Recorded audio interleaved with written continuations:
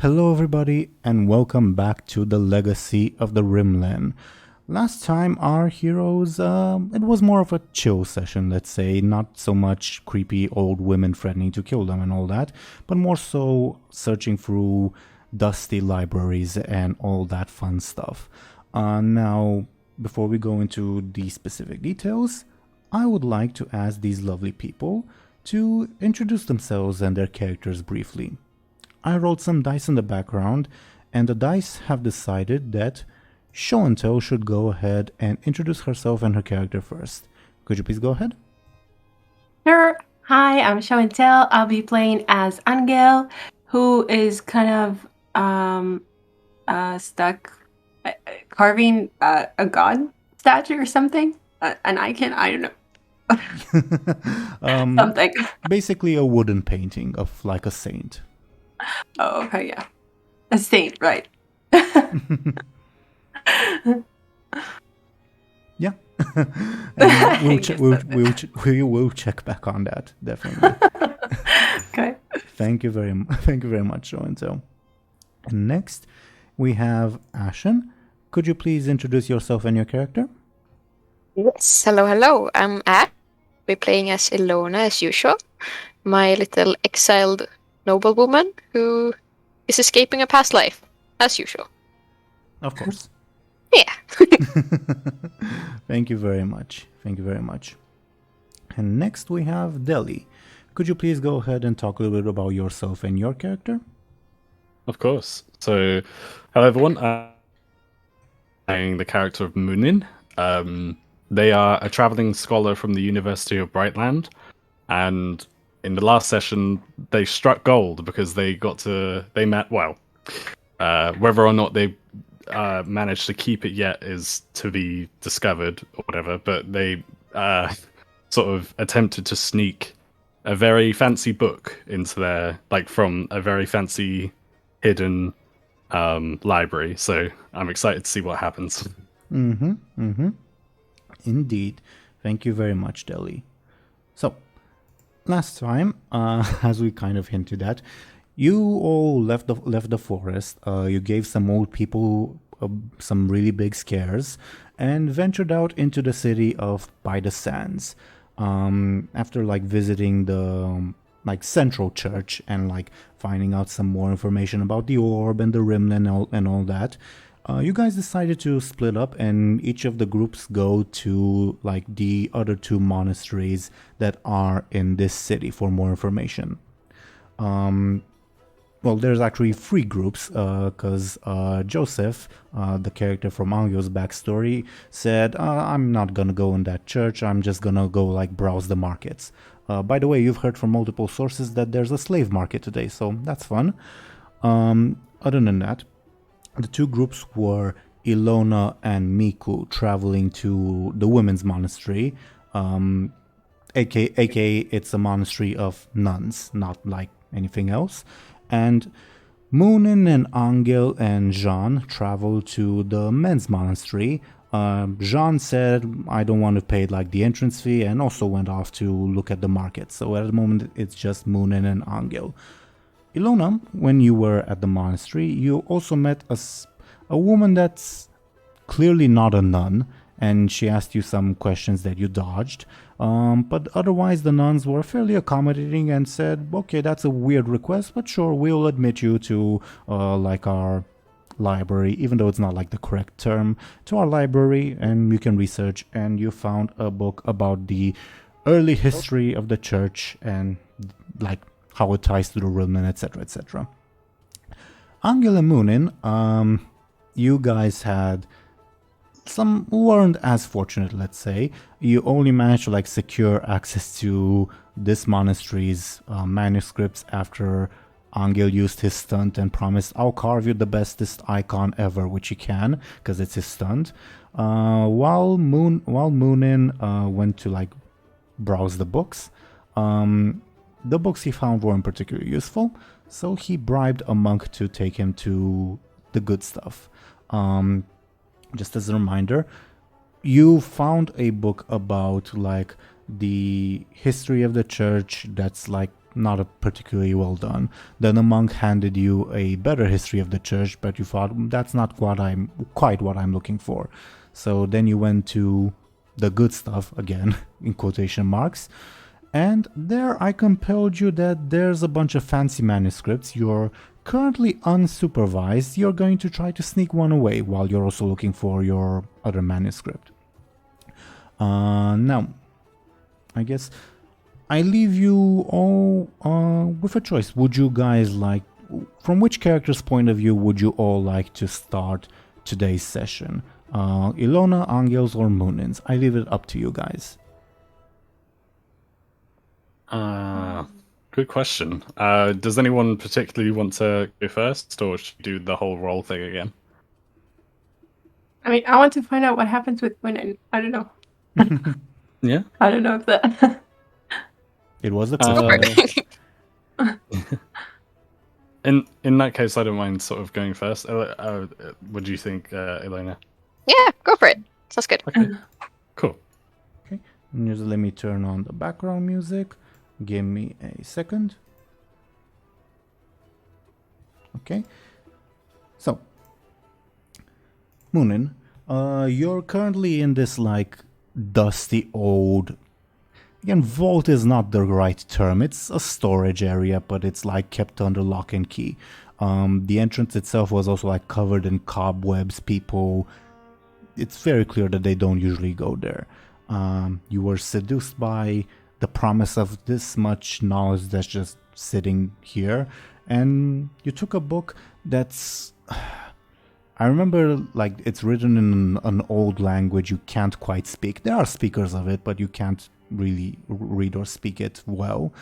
It's a book about languages, if I remember correctly. And sorry, not to interrupt. Is this the one that Muninn wanted to steal? yes, that's what. Okay. Yeah. Okay, so that just to sort of confirm. Sorry to interrupt. No worries. That it was a book about, very specifically, because I just heard it, the video. It was a book about the history of the world from creation to recent history. Right, you're perfectly right. Yeah, you're perfectly right. And it's written in Old Norodi, which is like a language that you don't speak. You know, like some professors in your university read and speak it, but it's basically not Latin, because Latin has an equivalent in this made-out universe, but it's kind of like Latin. Make sense? That makes sense. And you also found, or at least were looking for, another book that's more relevant to our purposes.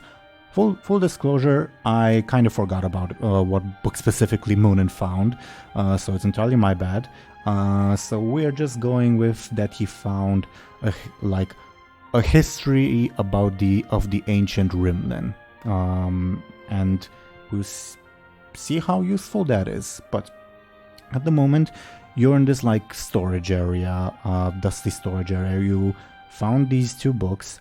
Currently, you're unsupervised. You were just told, get your book and get it out of there quickly. You can't be seen in there. But the monk said once you have the book out, you can like just read it with him there. Make sense? That makes sense. So, like, what's your plan? Like, you have these two books. How are you like hiding away the one you weren't supposed to take? So Muninn has a sort of messenger bag on their shoulder, which at one point had held the orb. So I feel like there'll be enough room in there to like. So Muninn will be holding the Rimlen book, and in the messenger bag, hidden under a couple of things, perhaps like will be the book that they're trying to steal. Can you give me a sneaky roll? And if you get more than a 2, you will create an advantage that you'll be able to use in future rolls to hide this thing, okay? Okay, cool. Okay, fun fact. I should have given you the option of not rolling, so I won't like impose this penalty upon you. But generally speaking, if you try to create an advantage and fail, it either means that nothing happens, which is what will happen, aka nothing, or that you create an advantage, but the enemy, quote unquote, uses it. Oh, okay. That Just- is interesting. Just for future reference. So with that failure, you don't create the advantage. I won't penalize you because I should have warned you beforehand. Okay. Okay, thank you. So you shove that book in there, and I think what happens is the book is like slightly too big. Like your bag could fit the orb, sure, but the book is big, but just like in one dimension, let's say. So it like forces your bag into an awkward shape. It still fits in there, but yeah, it's fairly apparent that you have something in there. Okay. If someone like bothers to look, that is. Oh, I'm getting nervous. I mean, the book you're trying to steal, like, you're stealing it for like its intellectual value, but keep in mind it's like gold-plated and it's like by a respected, not ancient, but centuries-old author. It's valuable, both intellectually and as a material good. Absolutely. What's your plan? Okay. Again, you're unsupervised. You were told to like hurry the hell up, but Okay. you have a little bit of time, let's say. Okay. Well, after putting the book in or trying to stuff the book in the bag, I think, so not as to arouse suspicion, Muninn would make their way out of the. It breaks their heart, but Muninn will make their way out of the hidden sort of vault area, and like casually sort of like approach the monk that let them in and just said, "Look here, like here it is," like sort of thing, because he's waiting outside, isn't he? Yeah, by the door. So like last time I compelled you to steal that ancient Norodi book, and the one you just stuffed in your bag. And you also have like the book you were actually looking for about the Rimlen. Which one are you like telling the monk, oh, here's what I found? Oh, the one about the ancient Rimlen, not the one that I'm trying to steal. Okay. Sure thing. Okay, he's like nervous and says, oh, okay, set it on the table and let me lock the door quickly. Okay. I'll sort of do that as he instructs. While he's busy locking back the door you just went through, do you take any other measures to hide your bag or the book inside it? I feel like, because Muninn has like a cloak as well, kind of thing, like almost like a cape in a way. I feel like the bag will be in between, because it's like the bag's like obviously they're over his shoulder sort of thing, like the strap is anyway. I feel like Muninn would try and attempt to make the cloak cover the bag, obviously. So like, and then but like not from like all angles, if that makes sense, other than obviously the angle that is resting on his body. Does that make sense? I don't know. Yeah. I think it does. Yeah.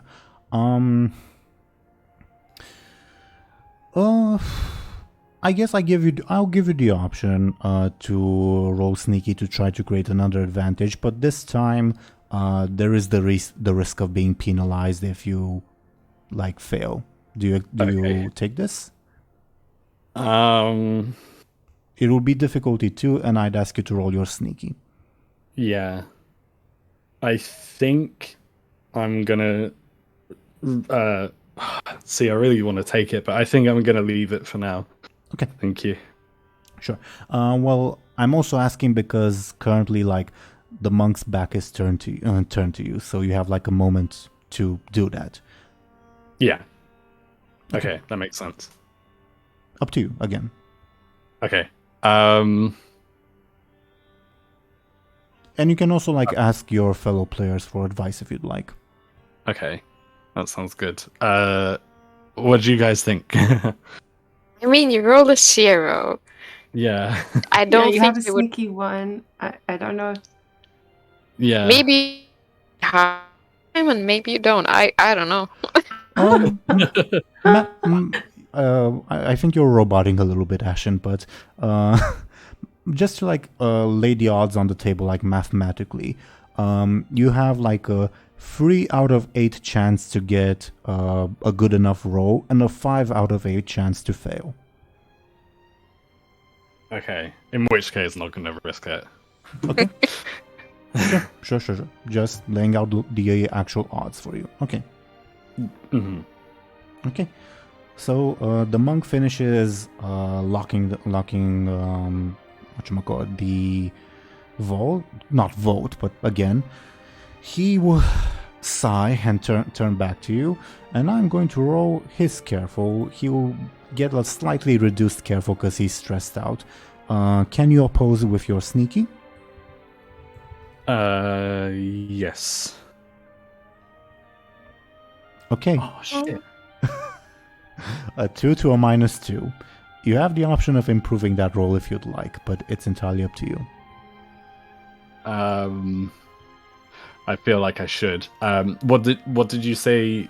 Sorry. What did you say he was doing? He's like trying to look at my bag, or Basically, just confirm?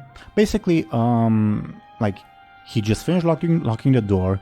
He exhales a sigh of relief, and then he turns back to you. And this is just like a roll of like his general awareness of the situation versus like how well you're hiding the bag. Make sense? Right. Okay. Yeah, that makes sense.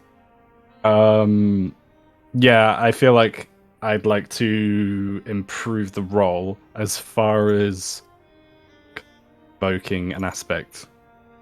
I assume so. Probably you can invoke your trouble, can't you, as an aspect? Yes. Okay, so the is very distrusting and secretive. Like I feel like I'd be invoking that. Mm-hmm. Sure. Are you using it to improve your roll by 2 or to reroll?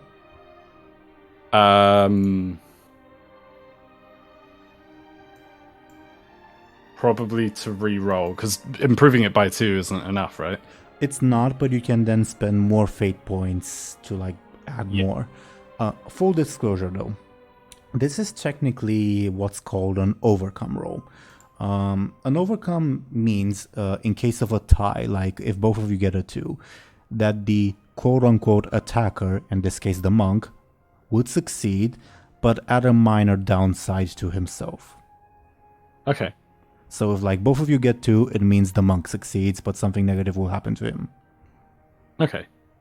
Okay. Okay, that makes sense. Just full disclosure, are you still using your fate point to reroll? Yes. Okay. Then please do so. Okay. Better, but still not quite enough. Do you want to improve your roll further? You can't use the same aspect, but you can still improve it. Okay. Yes. I feel like I don't know. I feel like it's cheating using my main aspect. But why would it be cheating? I don't know. It seems like really obvious. Like, oh yeah, keeper of secrets. Sure. No. It's perfectly legal, and that's why you have it. That's why you have it. Okay. In which case, yeah, I'd like to do that, please. Are you using it to reroll or to improve your roll? To improve. If it's +2 to improve it, then yes, please. That. Mm-hmm. It'll be +2. Yeah. Okay, perfect. So you get a 3 to his 2. He turns back, exhales. He clearly doesn't notice. You have like a moment of panic, and like a more careful eye would notice your moment of panic, but he doesn't. He's just like anxious, and he walks up to you and says, "Well, hope you find what you need, and that it will be fucking worthwhile." All right. Muninn would sort of say like nod, like thank you for this. I appreciate it. Just hurry up. In which case, You open and read the book. Mm-hmm. While you read, because this will take you a while, would you guys like to check in on Illona and or Anghel? You can go first if you wanna. I didn't hear if you said I can go or you can go. Yeah, I Yeah. said you can go. Oh, okay. Am I still a robot? Is my secret out? You're you're fine. You're fine. All right. Good. Okay, I can go. I mean, I don't know what I'm doing besides carving, but sure. Oh, it's Finished? I don't know. Yeah, I'd say like some time has passed, and I said, and the previous session I said it would take you like an hour, which is still an absurdly fast amount of time for this, but because it's your stunt, I agree. yeah, Okay. yeah, you are a magical worker in more ways than one, and you carve a magnificent icon, and the monk that's like supposed to be supervising you, but really he's just staring like slack-jawed at you. He can't actually believe that you've finished your carving. What now?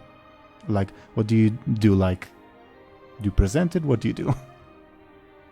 Yes. I'm like, ta-da! Just the gesture. This you, with the proper rituals and everything, this should take a month minimum. And Well, you know. and well, you're supposed to sequester yourself in prayer for that month, but I can't see the abbot objecting to this. This is magnificent. Where did you learn your craft? Anghel shrugs. Humbly. I don't know. Right. Well, if you ask me, I think we got a bargain. Well, let's go present it to the abbot, I suppose. Right? You should hold it. It's your work. Yeah. Sure. Okay. Anghel, you know, is it really big? What is this? I don't know. I mean, anyway. I think like just for context's sake, you can decide the size. Like the smallest icon can be like something that fits in your hand, and the big ones can be like the size of like a painting in a museum, if that makes sense. I leave it up to you to decide the size. Okay. I get a little bit bigger than the smallest one, but not enormous. I don't want it to sound like I don't know, bit crazy. Sure. So you take it. You would know that the abbot is outside. I think you would be guided to like one of the monks' rooms while you worked, and you know that the abbot is outside in the monastery's courtyard. Oh, okay. So You go. we're heading there. Yeah, you go there with your quote-unquote supervisor, and you see that the abbot is currently punching another monk. Oh shit, drama. Oh man. How could you let this happen? He says. Find him already, or find someone who can find him. And the other monk like runs off, and the monk that's with you, Show&Tell, looks scared and says, maybe we should wait a couple minutes. What do you think? I mean, the one who was punched ran off already. Yeah, the head monk said, go find him or go find someone who can find him. Yeah. I mean, I guess I can wait, but I don't know what we're waiting for. I mean, I don't know. It's gonna make a difference. Okay. I guess I just take cue from the, my companion or whatever. My supervisor, sorry. Sure. I'm going to roll the abbot's careful to see if he notices you. Would you like to oppose with a sneaky, or would you like to just let him roll, like say with a difficulty 2? Up to you. I don't care, really. I mean, I don't know. I'm not trying to be sneaky. I'm just standing there, I guess. Okay, then it will not be a difficult roll. He notices the crap. Whoa. He notices the crap out of you. He like stomps in your direction furiously. Not furious at you necessarily, just furious in general. Yeah. And he says, "Well, are you done, freeloader?"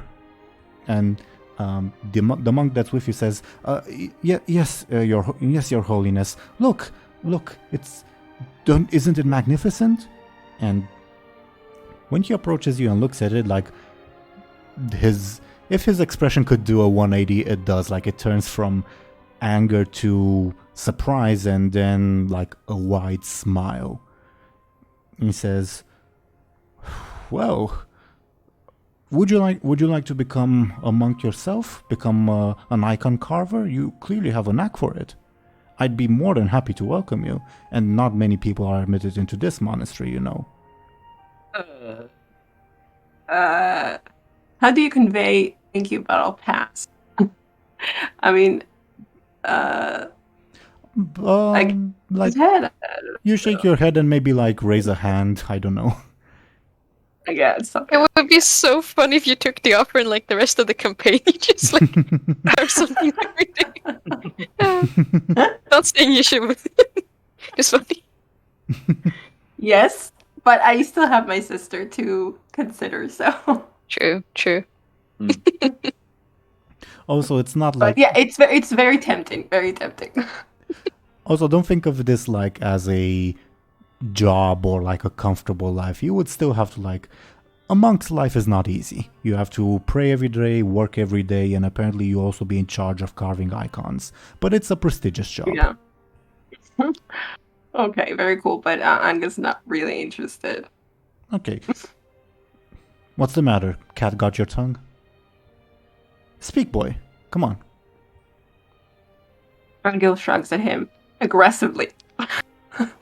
If you can do that. What's the matter with him? Says the abbot to the other monk, and the other monk says, I don't know. He hasn't spoken a bit when I was with him. Are you mute, boy? Anghel nods. Well, the free give and the free take, I suppose. I'm apologize, but I genuinely thank you for your work. This truly is magnificent. May I? He extends a hand.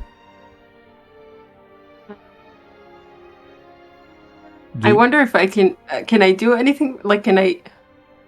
You can do try to. You can do or try whatever you'd like. Yeah, I mean, because the stunt was supposed to. Okay, I mean, I can kind of withhold it to try to understand what was going on before. Somehow, I don't know. You can withhold it. Sure. Like, we can say he extends a hand and you like hesitate, and he says, "What's wrong?" And Anghel kind of points in the direction where the guy disappeared. I don't know if he has any business. The monk he was punching. Yeah. What do you know him? Do you want to know what was going on? Yeah. He like looks you up and down, and he says, "Well, you seem like a capable sort. One of our slaves escaped. If you'd be interested in finding him and bringing him back, there's payment in that."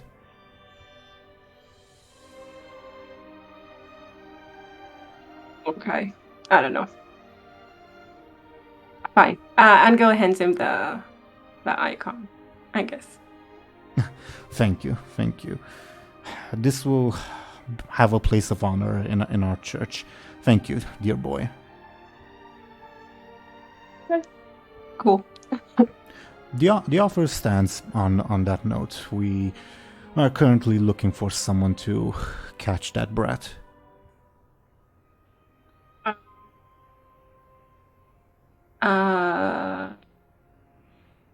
Like, Angel's not saying, like, no outright, but he's not really... I mean, he's just, like, kind of, I don't know, shrugging? I don't know. Something. Not exactly. I leave it up to you and your companion, of course.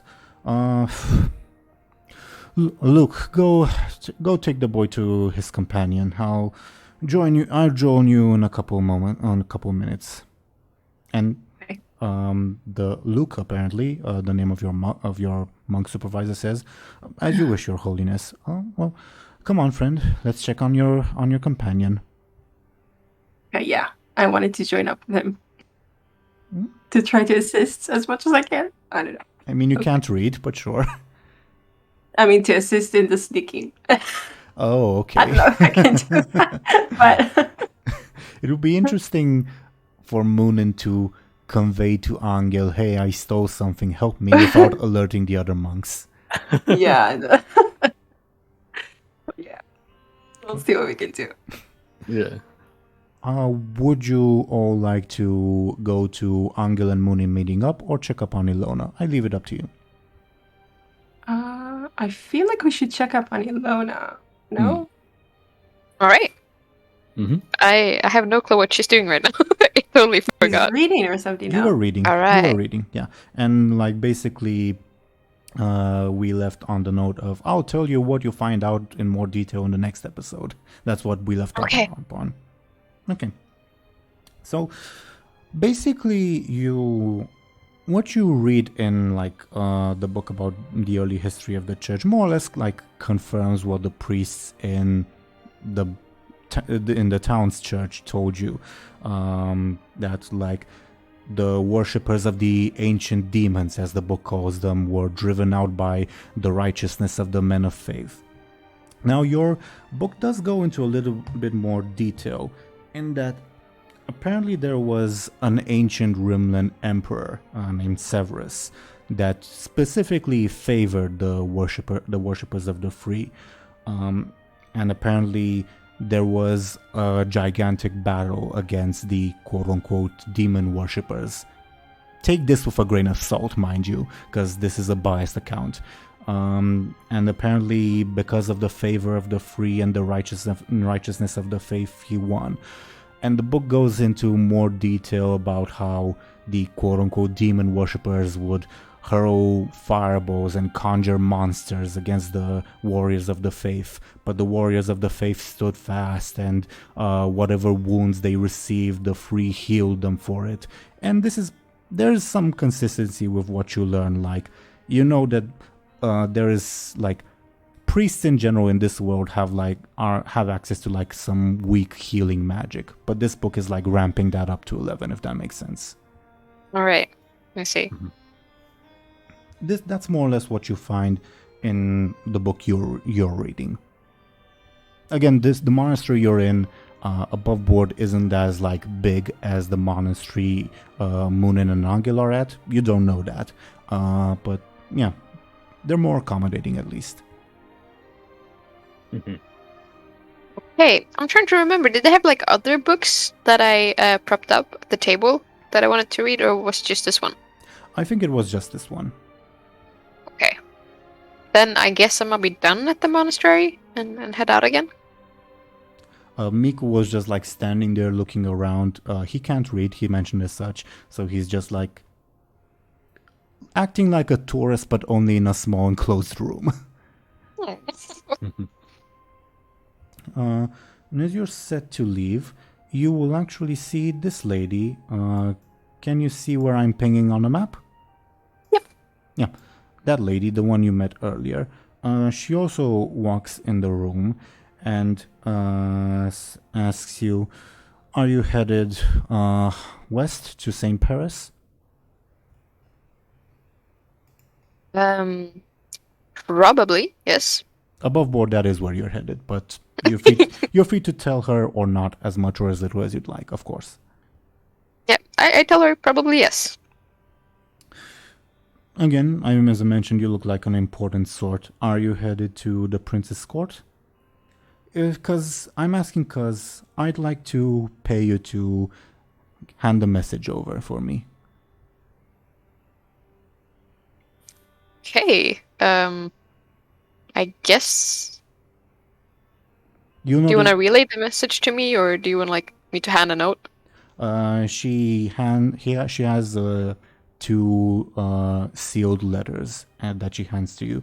Well, she says, this one, they're distinguishable, like one's smaller and one's bigger. She says about the smaller one, this one's for the prince himself. I have an inkling that you'd seem the type that would visit the court itself.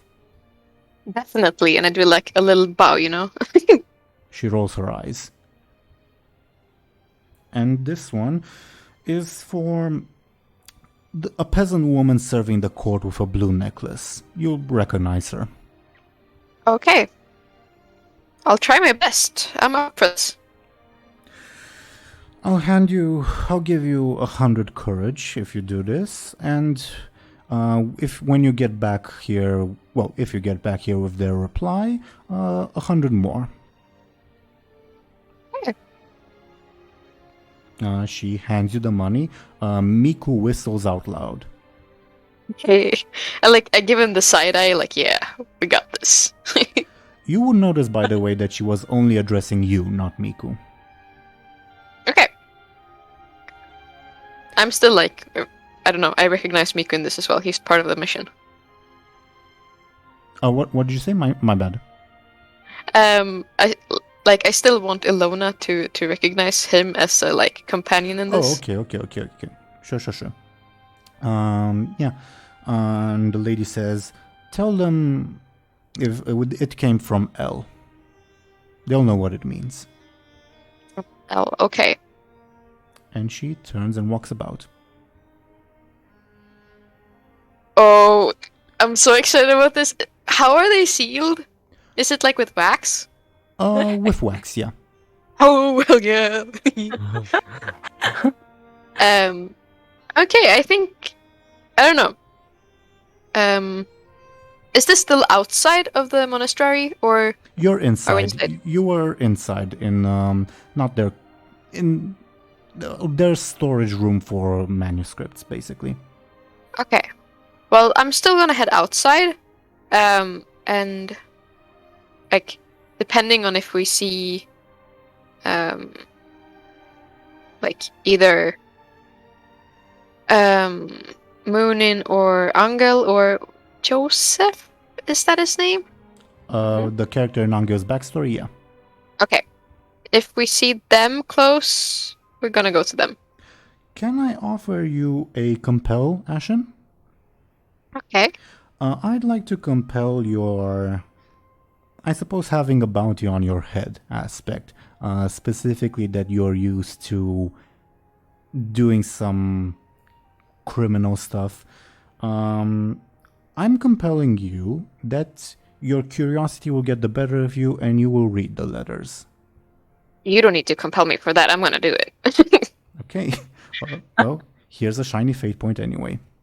Thank you. Do you do it before or after you leave the monastery? After. My plan is to find a bar, get a hot knife or something, and just very securely remove it. Sure. As you leave, the head nun lady, who guided you, etc., walks up to you. She appears to be holding, what's the word? A gourd. I think a gourd is a better term. Yeah, and she says, well, this year seems to be a bountiful harvest, so as an esteemed visitor like you, please. She hands you the gourd. I ask her, what's in this? What? Wine. Oh, thank you. Thank you, dear lady. Illona grabs it. Blessings of the free to you. You're welcome. Well, you're welcome here anytime. I do a cheers gesture to her and walk away. She bows her head, and you walk away. And Miku says, "The nuns here are well, they're nice. I broke my leg once, and Afina brought me here, and they healed it." Okay. Do you think they have magic? Healing magic? Oh, well, they're priests, nuns. I imagine they do. They tell us they do. So they must. And they fixed my leg, so... And he like flexes the leg and looks like a normal leg. Can we activate the orb with his magical leg? No, but okay. I guess we keep on going the road to the main square-ish and trying to find a bar or something, or Sure. like... Can you give me a careful... This is to see if you, since you were talking about magic, if you noticed something while you were like reading the manuscript. Well, yeah, I'll do that. I would say, I was thinking that it's difficulty 4. Would you like to improve your roll, or would you like to like leave that tidbit aside for now? Up to you. I would like to improve my roll. Okay. What aspect are you invoking? This is character sheet. Let's go. I'm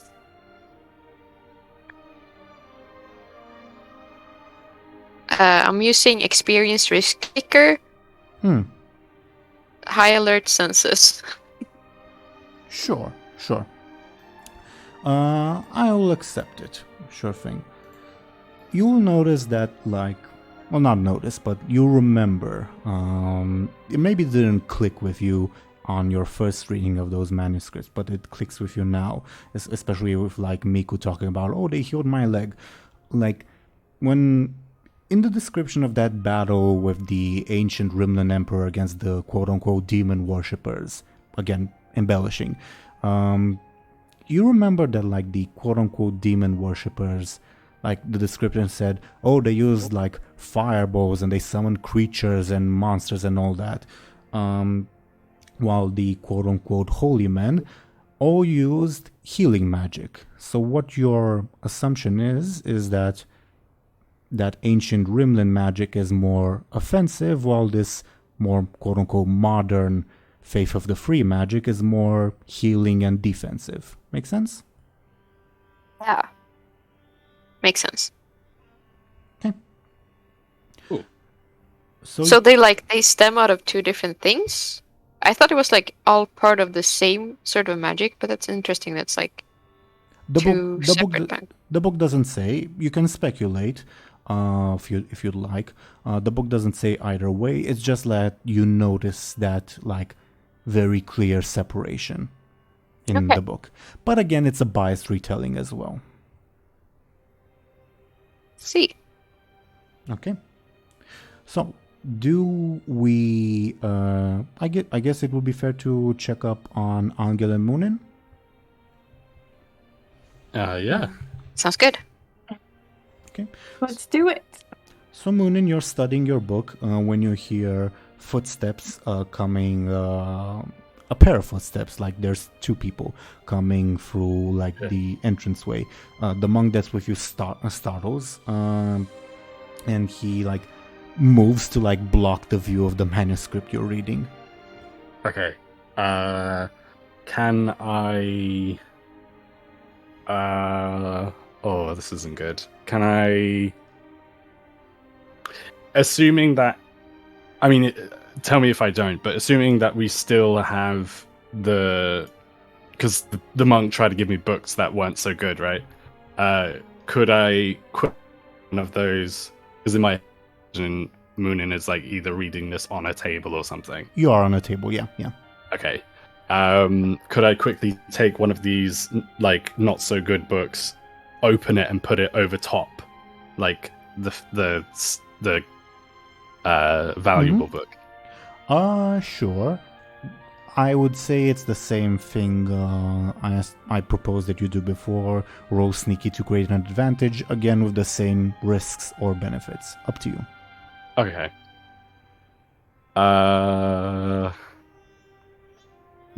Again, what does everyone think? Should I like bother doing that, or should I just? Again, the odds aren't in my favor, so maybe I shouldn't do that. The odds aren't in your favor, but do keep in mind that Well, above board, you know that the people approaching are Anghel and his quote-unquote supervisor monk. So at the moment, you're not like in danger, but you might need that aspect later for if, like, say, the head monk comes about, and the head monk has a careful of 4, you're unlikely to beat that with a sneaky of 1. Okay. So doing it now and successfully doing it now at least will be better than... Will be better than nothing, but it's yeah. also a risk, of course. Yeah, of course. Okay. Should I don't know. What does everyone think? Should I do it?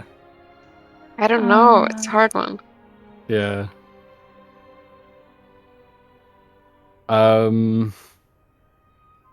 What is your gut feeling? I want to do it, but like, I feel like, I mean, it's a big risk. So, I don't know. I don't want to be like, yeah, let's do it, and then like have it not go in our favor, you know? Yeah. What happens if you fail? Like something. If he fails, there will be an advantage created. Only that the quote-unquote enemy will get to use it against Muninn. What this means in practical terms is that they can use it to improve their rolls by either a reroll or by giving it them +2, and it's a free invoke because it's an aspect that they use. An advantage, Okay. my bad. Okay. I think I'm probably as much as I want to get that advantage, I think, I mean, like, if you guys like disagree, let me know. But I think I'm probably not gonna I'm gonna cancel that basically, because I feel like the risk is too high. I mean, in terms of narrative, you can still like put the book over the other book. I'm just asking if you'd also like to turn this into a gameplay thing that might or might not give you an advantage. Yeah, okay. Initially I was hoping to make it a gameplay thing, but I mean, yeah, like I said, like I think it's probably better if it's just a narrative thing. Sure, no worries. Okay. And then you place the book on top of the other book. The monk that's with you is like still trying to like block the view. And you see coming into the room is first another monk that you probably don't recognize, and Anghel. And the monk that's with you like exhales and says, "Oh, blessings, brother." And the other monk says, blessings to you, brother. This one did a brilliant job, and he's actually finished." And the monk that's with Muninn asks you, Anghel, "Really? You finished it already?" I feel like I should take a bow or something. I don't know. Yeah. Do it. I feel like Muninn would probably say something like, well, they're pretty, you know, because this happened before, right? Muninn would probably say like, well, they're pretty good with that, you know, like wood carving. Yeah. Well, apparently. Well, thank you, my boy. Your skills are appreciated. If what my brother here says is true. And the monk. So I feel like Angela's like, I don't know, kind of, I don't know how to describe it. Like he has all sorts of. I'm thinking about. I don't know if you know Skip from Demon Slayer when he has these bubbles around him, kind of when he's super. I don't know what. When Tanjiro is like, I don't know, it does something nice to him, and he has all these bubbles, and he's like, he seems like he's, I don't know. Yeah. I genuinely don't know. I'll look it up. I promise. I'll look it up to see what you mean. I haven't. Like, it's basically like on Cloud 9 or something. I don't know. Gotcha. Yeah, Gotcha. Yeah. Nice. Okay. And the monk that was with you, Anghel, says, is our other guest finished with his work? And the monk that's with you, Muninn, looks at you and says, well, good sir. Above board, no. Yeah, I thought so. I feel like in that case, Muninn would say,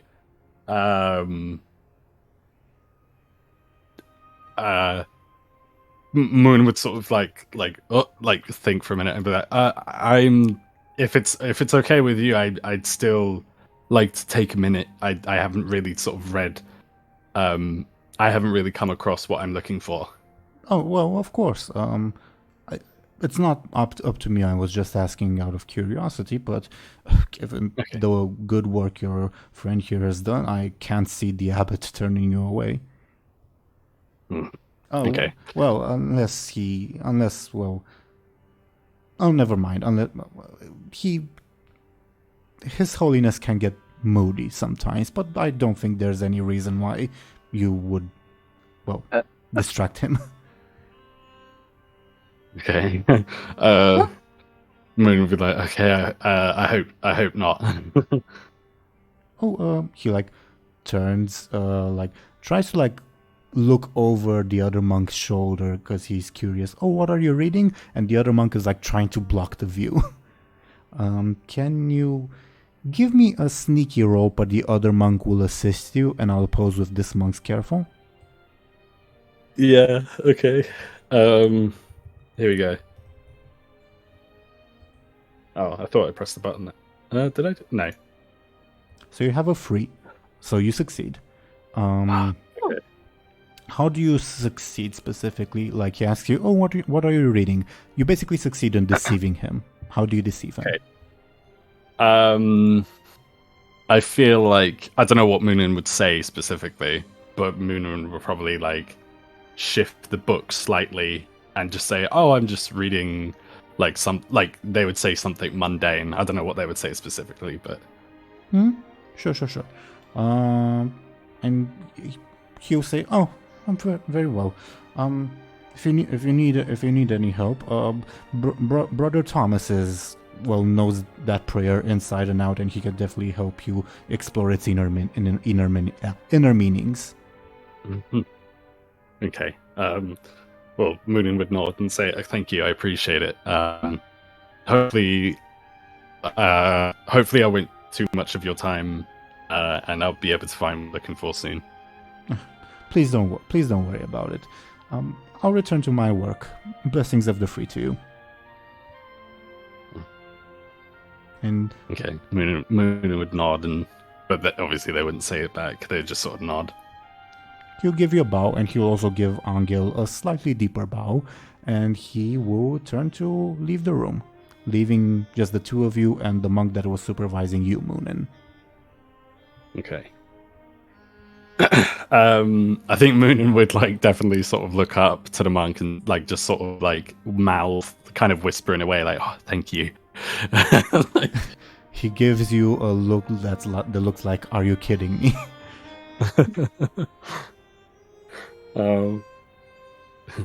Anghel, you clearly see there's some tension here. Yeah. Yeah.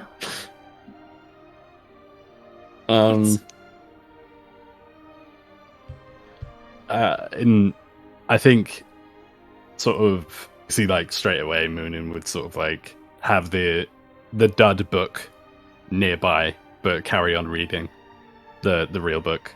Mm-hmm. The monk that's with you will after the other monk has moved sufficiently away, he'll let out a loud sigh and sit in a different chair, almost collapse into it. He's clearly very stressed out. Oh, bless him. I feel really bad. Anghel kind of sits, by the table, I guess. You can also find a chair if you'd like. Yeah. Brings a chair over or something and starts flipping through books. We have 2 books there or something, right? Free actually. Yeah, but he obviously doesn't read, he just looks for the pictures. They do have pictures. No.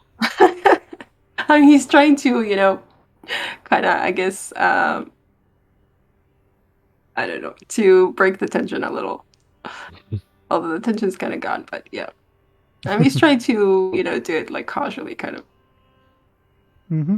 Yes. The first book that Muninn picked, the cursory history, doesn't have pictures. The second book has several.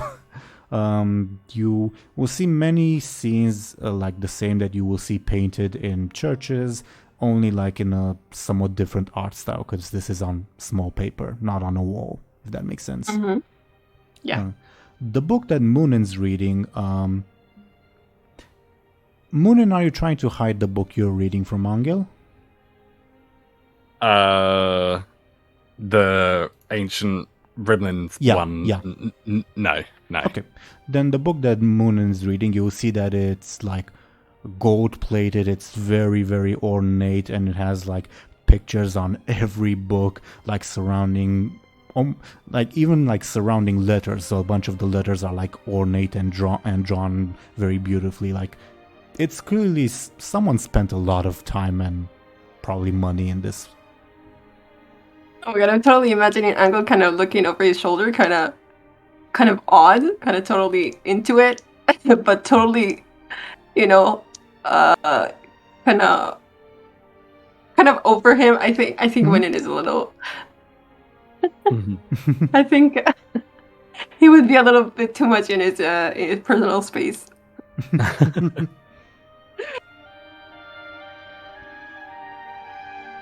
The monk that's with you will say, "Keep it down, boy. The abbot is not supposed to hear about this." Anghel kind of nods distractedly. Yeah. The monk sighs, and he swears under his breath. Muninn, do you continue reading? Yes. This will probably take you a little bit of time, so should we check up on Illona? Yeah, that sounds good. Totally. Okay. Illona, what's your plan? Are you heading to a tavern or to the market where Joseph said he would be? I think that Joseph has a long mouth, so probably better to find a pub without him. So you're going after him? It cut out a little bit for me, my bad. I'm going to the tavern alone without Joseph. Okay, well, with or without Miku? With Miku, but without Joseph. Okay. Miku would actually say, not that tavern. They, well, let's just say the meat they sell isn't just from pigs. I know a better one down the road. All right, I'll follow him. He'll guide you to a different tavern that is an actual tavern, not just like a converted house like in Anghel's village. And let me put the NPC on screen. The tavern keep looks to be this lady. There aren't many clients currently because it's like midday. It's not like evening, if that makes sense. All right. I'm gonna just say I half expect to be the mother of the forest. Okay. But yeah, this lady is apparently cleaning some plates, which is fairly unusual for this for this kind of place. And she sees you walk in and says, "Welcome, welcome. What would you have?"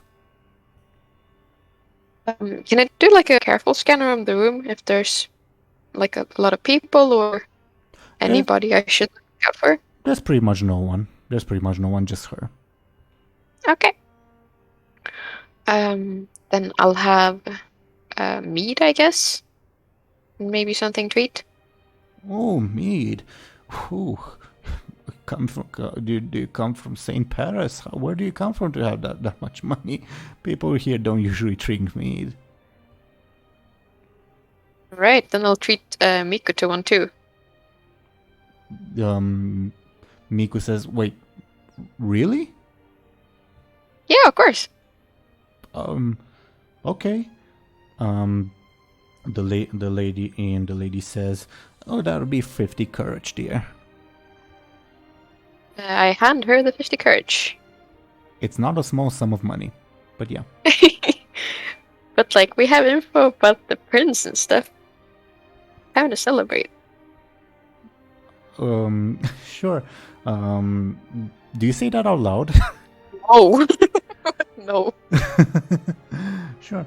The woman goes to fix your drink and says, "Have a seat anywhere. I'll be right with you with your drinks." Right. I guess we take a seat, kind of to a corner, so we have a good view of everything. Sure. Says, "Thank you. Really, I never really get mead when I come here. I usually just get some cornmeal and water, honestly." I'm sorry, Miku, but that's kind of sad. He shrugs. I mean, everyone eats cornmeal, so. And you need water to survive. I guess.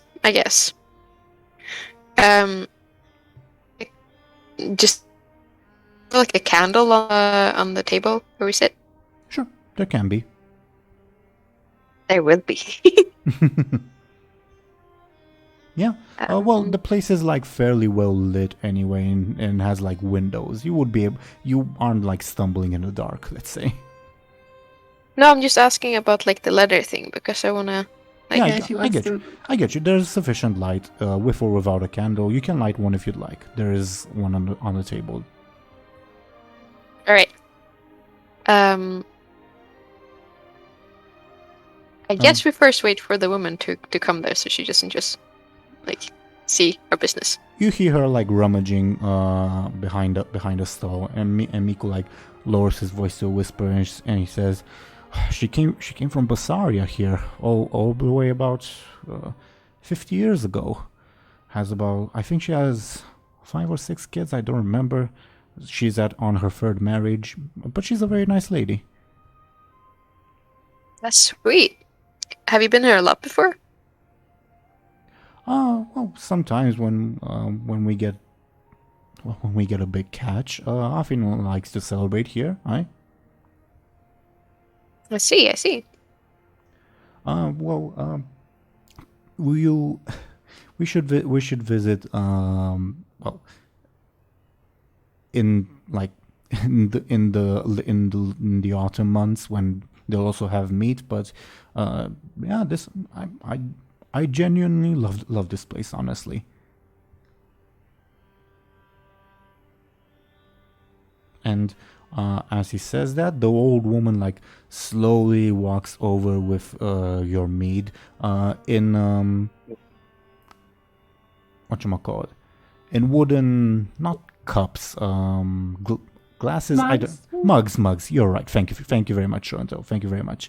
In wooden mugs, she sets 2 fairly large mugs for each of you and says, "There you go. If you need anything, you know where to find me." And she like turns. Thank you so much. She turns and walks back to cleaning plates where she was. I do like a cheers with Miku and drink a bit. Right. Just going to roll something. Will he spill it? Yeah, he spills it. Oh! He spills it. He's clearly very nervous that this beautiful lady just bought him an expensive drink. So when he cheers, he like puts too little force into it, and like some spills over him. Oh. Sorry. And he like wipes it with his sleeve, which isn't making it any better, and says, "Shit. Sorry. Well, cheers anyway." And he like starts drinking. Right, I think Illona would laugh at this. Yeah. He looks like he looks like he wants to die, basically. Oh no, I made it worse. Right.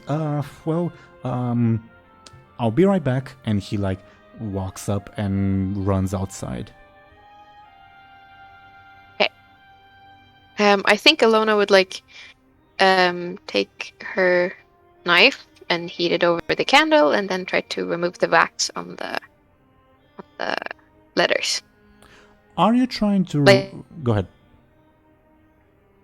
Like, so they can, like, be replaced there with being noticed much, you know? Yeah, that's what I Try to was clean. about to ask. Okay. Okay. Then, I give you the choice of either a careful or a sneaky roll, difficulty 4. Oh, sneaky. Hell. Sure. Please. Yes! Okay. Which letter is that? Which letter is that? Small one. The small one addressed to the prince. Yeah, you unseal it and you'll be able to seal it right back. You open it, and it says, "I'm still alive. Go fuck yourself, L." Hey.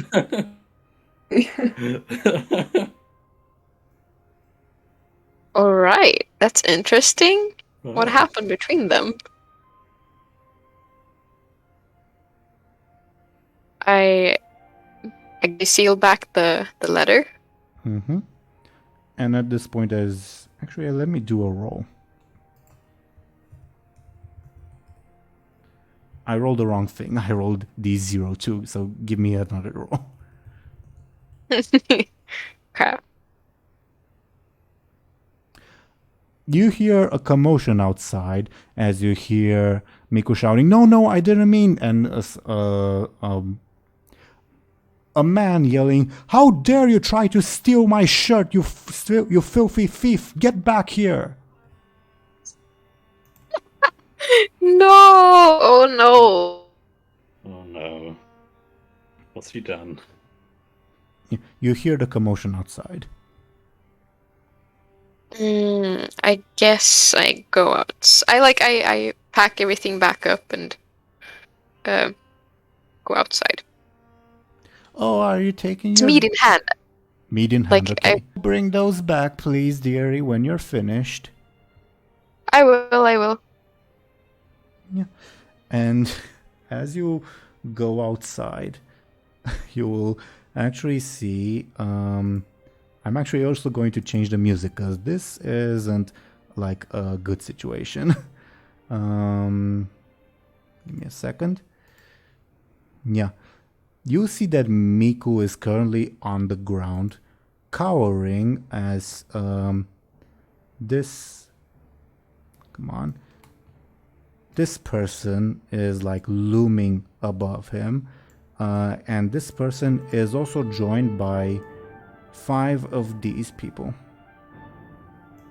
No. Yeah. Oh shit. And this, I go in there and say, like, Miko, shit, what the fuck happened? nothing happened. This wretch tried to steal from me. Me! Do you know who the fuck I am, you little piece of shit? And he gives Miku a kick. Oh no.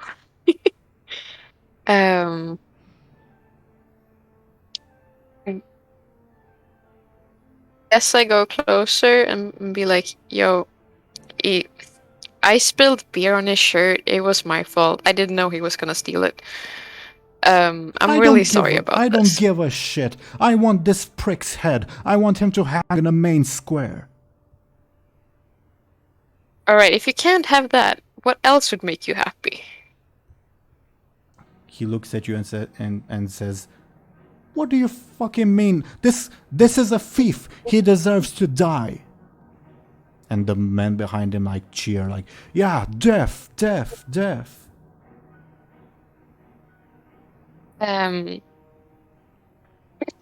Shit. What do I do? Do you guys have any ideas? I'm not sure. My first thought was super gold coins, but I mean, remember what happened last time? Yeah. Yeah. When someone brought them up, not naming. I would say these don't look like bandits. They look like mercenaries. Yikes. Can you just like stand up to him? I don't know. That will probably bring about some kind of battle situation, but I don't know what else. think mercenaries would probably be the worst as well for Illona. Holy shit. I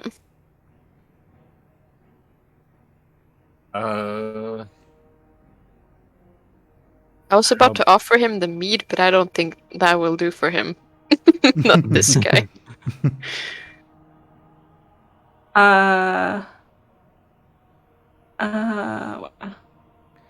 If you have any like questions that might influence your decision, you're also free to ask, of course.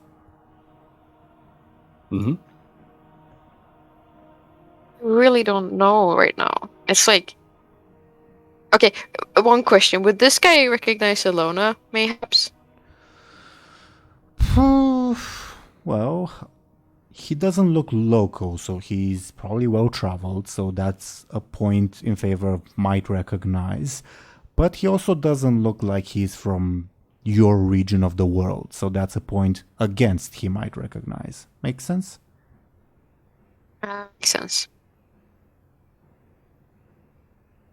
I'm gonna ask him, is there anything I can do for you to make the situation, like, better? Is there any job you have that doesn't involve this guy dying? He looks at you like shocked and says, Who's this man to you? He's just a lowly thief. He deserves death and nothing less. And one of the mercenaries says, well, actually, where I come from, we usually just cut off the thief's hands. That might be better. Miku looks horrified. I'm sorry, you guys. This guy makes, like, killer squirrels. You're not touching him. I'm sorry about that. Squirrels? What are you, some sort of savage? Well, that's up for you to judge.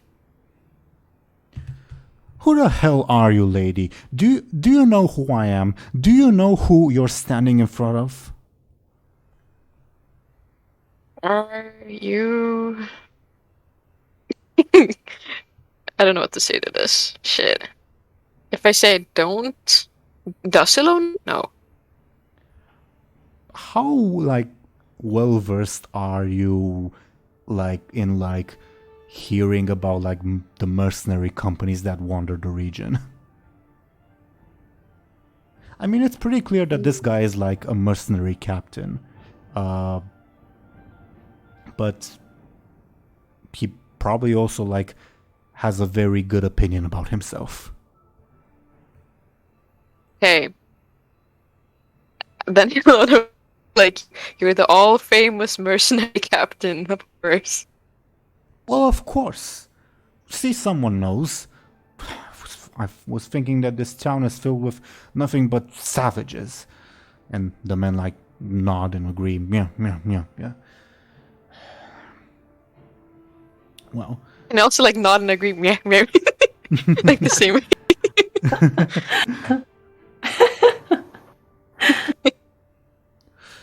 Well, tell us, thief. What will it be? Your head? Your hand? And I said touching him.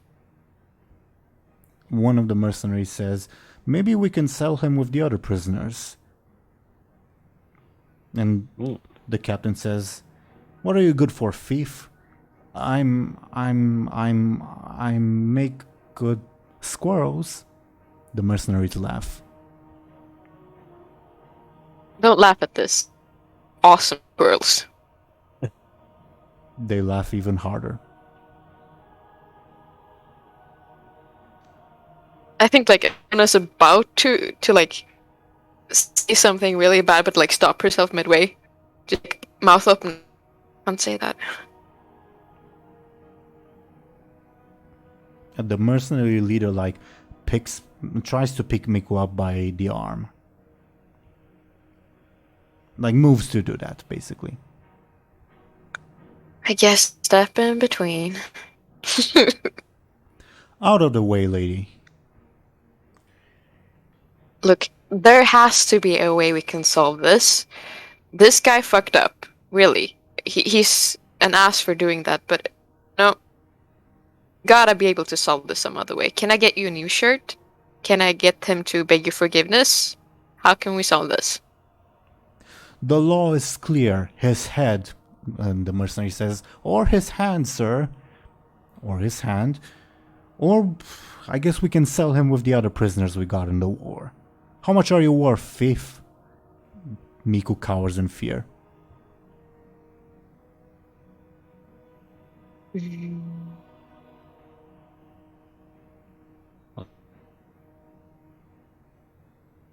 What do I do? Do they have the prisoners with them? Not with them, no. Like, oh, okay. Okay. But I will say that I guess. these 5 people are probably not the only mercenaries in the company, if that makes sense. Yeah.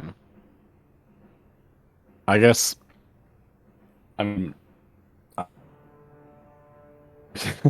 If they want to like hold him as a prisoner, like that to me implies like that maybe Illona could at least buy his freedom. Fire. Yeah. Oh, good that idea. makes sense. I didn't think of that at all. Well, Yeah. I was thinking like I was debating whether or not to bring it up because of the whole like Yeah. what I said earlier. The flashing them coin gold thing. coins, yeah. Yeah, but we. So don't flash them. Just like Yeah. Yeah. Take a peek. Maybe I don't know. Would Illona have enough money? Like I don't know how much prisoners go for. Probably a lot. But like, would Illona have enough money like without the gold coins or whatever? Maybe. I think so. Remember, like the first episode in the tavern where I Right. stole a whole bunch from the lady. I think I could do it. Well, I would say, like, there's multiple types of, like, slavery here. There's, like, prisoners of war that are sold as slaves, and those tend to be more valuable. And there's also, like, basically there's an ethnic group that's sold as slaves in this part of the world. And, well, those are less valuable, let's say. You can try to, like, negotiate his value to be lower, I guess. Yeah. I'm gonna ask how much for this guy then, if you're taking as a prisoner. How much you need to pay? He, like, the captain, like, looks Miku over and says, "Stand up, thief." And Miku, like, hurriedly stands up, and the captain, like, grabs him by the arm, like, inspects his muscles. They aren't impressive at all. And he says, "I don't even think we can get 200 courage for this prick. Is it even worth selling him?" He asked that to me or what? He asks in, like, general, like, to the room, for lack of a better term. Okay.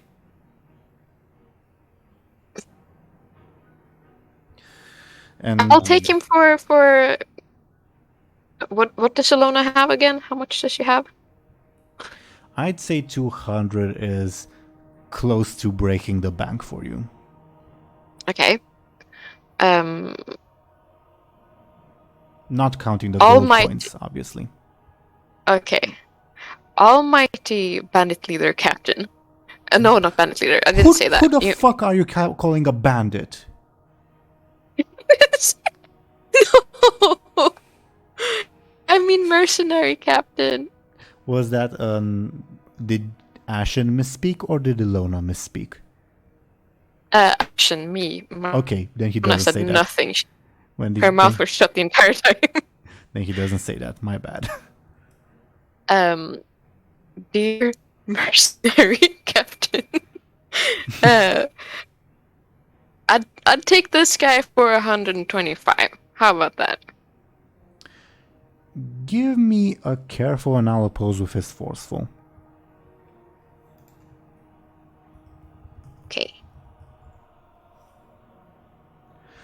This town really is full of savages. What worth is 125 to me? I'm better off just having his head already. Come on. And he, like, starts dragging Miku off furiously. Stop right there. Okay. 140. Give me another careful.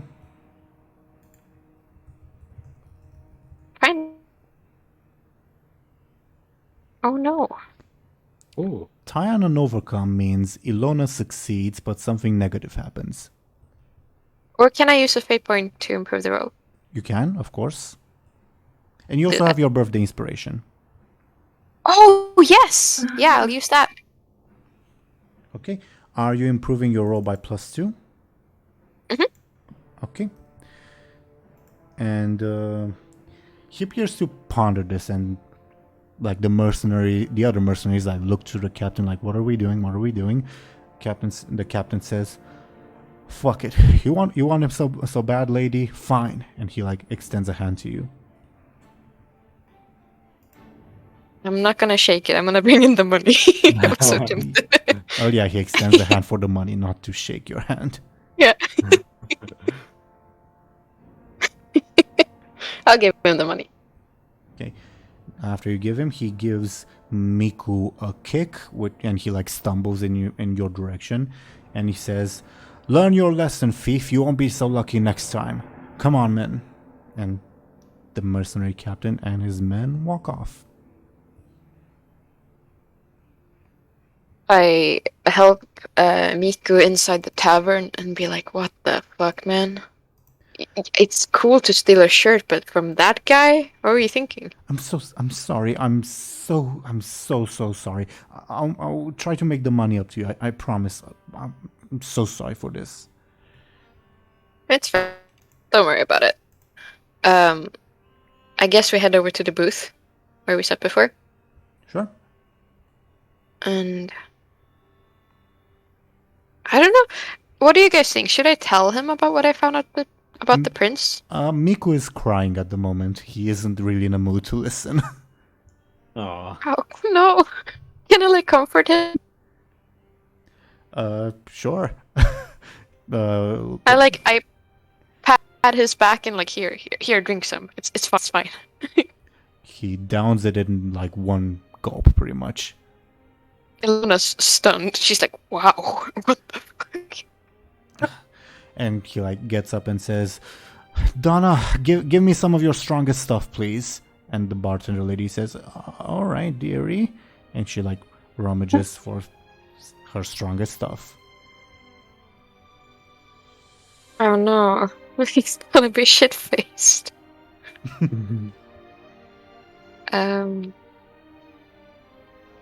I don't know. I just sit there, yes. Wait for him to come back. Yeah, eventually he comes back with an actual bottle, and he opens it and looks like he's about to start drinking, and he says, "Oh, my bad." And he like offers some to you if you'd like. Yeah, I take it. Still tears in his eyes. Do you take the bottle? Do you allow him to pour some for you? What? How do you take it? I take the bottle from him. Oh, okay. Like, I know you're having a rough day right now, but don't overdo it. Just like, don't overdo it. Some, not all, please. Okay, fuck, okay. Sure. Right. I'm so sorry. And he begins crying again. Oh no. This is so hard. How do you stop him? I guess Illona puts back the bottle. Back where? Technically he bought it. Yeah, but like to him. She releases her hold. Okay. The bottle is still uncorked. And he says, "Oh, do we drink this or not?" Or what did he say? Do we drink this or not?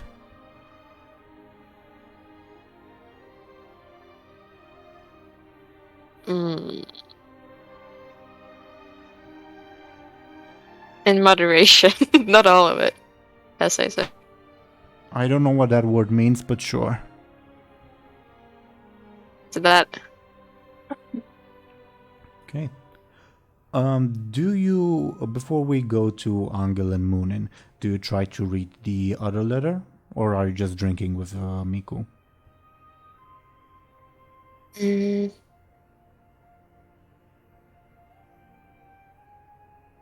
The other one was to like another main, right? It was to the peasant woman working at the prince's court with the blue necklace.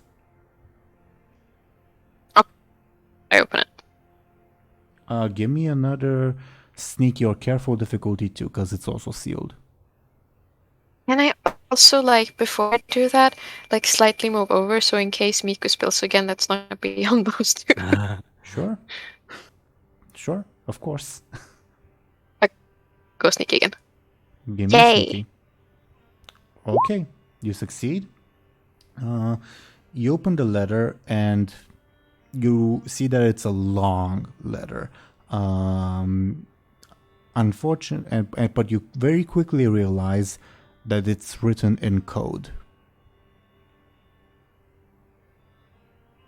Okay. Like the letters jumble about and don't make any sense. There's random numbers here and there. Yeah, it's written in code.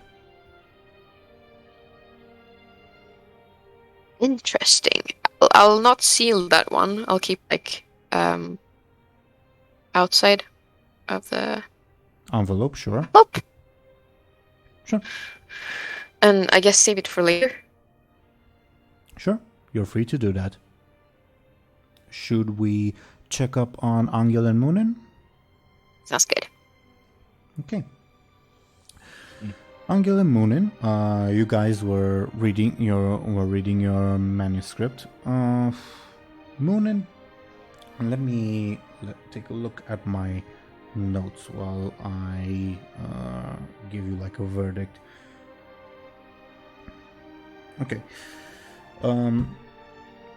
So your book is also like a history of the ancient Rimlen, only it's also like written from like a more modern author's perspective.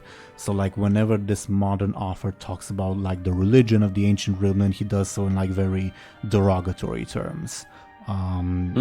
It's a biased account by all means, but it's also like valuable in that it includes like quotes from ancient authors and like tries to explain things to a more modern audience, etc., etc. It's a very vast book covering a lot of subjects, so I will have to ask, what are you looking for specifically? I feel like the purpose of reading the book is to find stuff find out stuff about the orb specifically. I double check with everyone else. Does that sound about right? I think so, right? Yeah. I think so. Okay. So that then. Give me a clever, your stunt would apply. A clever roll. Okay. Okay, that's a very good roll with also your stunt. You find lots of mentions about how the ancient demons basically, well, not necessarily ancient, but the demons in general made their presence known to the ancient Rimlen and the ancient Illona by leaving behind orbs and saying that they are a conduit to their gods, when in actuality they are just instruments of the demons, and they're a way by those ancient demons to manipulate people. Don't trust them. They are full of evil, and thankfully most of them have either been destroyed or long forgotten. You will find that in general, like of all the ancient Rimlen were a polytheistic religion. Had that religion like multiple gods. Each god is associated with an orb. By this book's accounting, there are like the majority of these orbs have been destroyed or lost. Of those that are like lost, aka unaccounted for, apparently there are 8 of them. Has Illona? I don't know. Illona, you haven't talked about your dream, have you? No. Okay. above board, you would recognize that one of the orbs is of Acacius, but only Illona knows that name. Actually, maybe Muninn would too from the first episode, but I don't quite remember. We did mention the name, I think, but... Yeah. All right. Didn't like the skeleton say so as well? The skeleton, yeah. She said... He explained things to us, a little. Sure. Then, among the orbs that are unaccounted for is the Orb of Acacius, lost somewhere. It uses like ancient terms to describe like this general area of the world. It says it was lost somewhere around this part of the world. It was last given to an ancient Rimlen military commander on an expedition. That expedition has never been heard from. It's lost. It disappeared in the sands of history, so to say. You know what happened to it, but the offer clearly didn't. Yeah. Okay. That's interesting. Does it mention... Can I ask what it mentions, obviously, or... Of what specifically? As in, am I able, generally speaking, to ask what... Or is that all that it mentions, what you've mentioned? What it says about the orb of what it says about the orb of Acacius in particular versus other orbs. That's your question?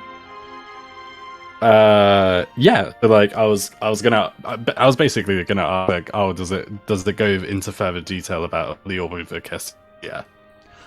About the orb of Acacius, no.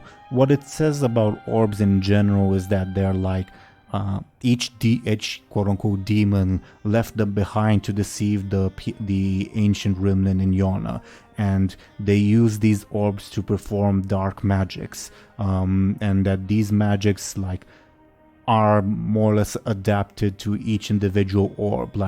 There was an ancient god of forging, and if you had that god's orb, you could forge magical armor, for instance.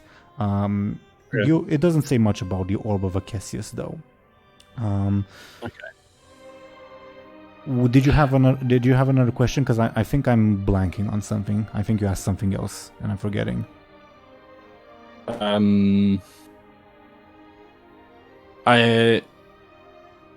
I feel like I want to learn more orbs in particular, but then again, there isn't any specific information. I want to know whether or not if there's an orb for... Because each orb has its own trait, right? It's more like... I remember now. More like... again, the book doesn't necessarily go into detail about the power of the orbs, in great detail. Okay. Rather, it mentions that the orbs take on the power of these ancient demons, aka the Rimlen gods. So I mentioned the example of the Forger god. If you have his orb, you can make magical armor, for instance. Okay, that's pretty interesting. It really is. You know that Acacius, from your general knowledge, because we rolled last time, I remember now, that Acacius was the god of a lot of things, from the light of the sun to archery to poetry to basically a bunch of things. So it's so we can assume that is connected to those things, or that's what the book says. Again, it's a very biased offer, but feel free to believe what you like. Interesting. One more thing I want to ask before. I mean, if anyone else has any suggestions for questions, let me know. But one more thing I want sort of to see, because it kind of tells us. So the book tells us that this orb, the orb of Acacius, was lost in this area. I want to know whether or not if there's any account on any other locations, any other orbs. That the book is obviously that the book knows of, so to speak. Good question. I was wondering about that kind of idea. Yeah. It says again, there's 8 orbs that are missing somehow that are unaccounted for and weren't like destroyed in antiquity. And it says about each of them, like each of them was lost around this general area, but it's always like very vague. It doesn't say in this village, in this section of the city, in like this building, whatever. It's always like somewhere in France, let's say, something like that. Okay, that makes sense. Fair enough. That's cool. The like closest one to you. Actually, give me a hot second to check up on something in my notes. Give me a second. Feel free to talk among yourselves for a hot second while I check up on my notes. Hey, so we have more orbs to look for. Yay. Yeah. Really cool. Or maybe we should stay away from them. That depends on. No trouble. Let's get into it. Yeah. We're already in it, so we might as well go the way. Yeah. Is this like the... Sorry. I wonder what hash two orbs together. Like. Oh. Totally. That's the first thing we. Yeah. Yeah. Is this like the third day since we discovered the skeleton army? Or the second? That's a good question. Second. We have all of them in the world. Yeah. I think that this is only day 2. Yeah. I mean, because so much time passes IRL, and also so much happens. Yeah. Exactly. Yeah. I will say that if you're looking for mentions of what happens if you put the orbs together, you don't really see many mentions of like the orbs like put together. You do see them mentions of like ancient battles where like the commanders on the same side, each of them used an orb and it produced devastating effects. Like they were clear. There are signs of them being used like in conjunction, but not necessarily like together, if that makes sense. Yeah, that makes sense. We gotta think outside the box. I think we're on the right track. Yeah. You do find like of the orbs, like the one that's closer to your general location, you do find a mention of the orb of ingenuity. Do let me know if you want me to type that in chat. That apparently the great Rimlen Emperor Severus, above board, the one Illona read about that, he led the armies of the righteous against the heathens and the demons. Apparently this great emperor kept an orb hidden and left it in the city he founded of the Emperor's City. That's like the closest geographically to where you are on the map. Okay, the Emperor's City. The Emperor's City. Is the prince on the way there or something? No. Okay. Too bad. Well, the Emperor's City you will recognize as the capital of the Caramel Empire to the south. Mm-hmm. Oh, it's to the south? Yeah. Oh, wow. Yeah, I can see it. But again, interesting. This is like the closest orb geographically to you guys, and it's still like hundreds, if not thousands of kilometers away. Mm-hmm. Okay. Okay. Cool. We need to find a teleportation orb or something. Yeah, that'd be useful. That'd be very useful. By the way, Illona, do you have any sort of specific questions that, and obviously you too, Anghel, but like, I just mean like, generally speaking, like, do you have a specific question before I close the book? I mean, as Anghel, I don't really know what's going on, but like, as me, I think, I don't know. No clue either right now. Nothing I comes to didn't mind. have anything. Yeah. Okay. I feel like we've learned quite a lot. Well, I mean, we have, but what I mean is, like, I feel like it's safe to close the book now. But You know, but yeah, like- no, I just wanted to make sure before I did that. yeah. Okay, so obviously, like, if the relatively speaking, unless the sort of monk would like protest, like be like putting down like all of this information like in scribbles, like in like a note or like on something like that, and then finally sort of close the book and like pick it up and say like to the The monk. and walk over. Obviously, before they say anything, they'll just walk over to the monk. Oh, thank the three are finally done. Come on, give it here, give it here. By the way, I'm just imagining that, like, we mentioned that, like, Anghel was, like, looking at all the pretty pictures. I'm just imagining that he's disappointed when Muninn closes the book. Yeah, totally. I think it was a little startled too. It was like, oh, it's all good though. I'm sorry. I mean, can Anghel a little bit of, like, was it anything relevant in the pictures? Did he, you did say it was Yeah. mostly pictures you saw already in the...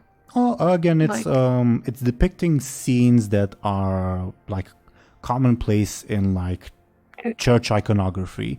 So you definitely Yeah. recognize the scenes. It's just that the art style is different. Okay. You would definitely see like this scene of a big battle between apparently some righteous people and some bad people accompanied by demons. And you never noticed that small detail that the bad people, some of them are carrying orbs. That's interesting. So, yeah, okay. Cool. Okay.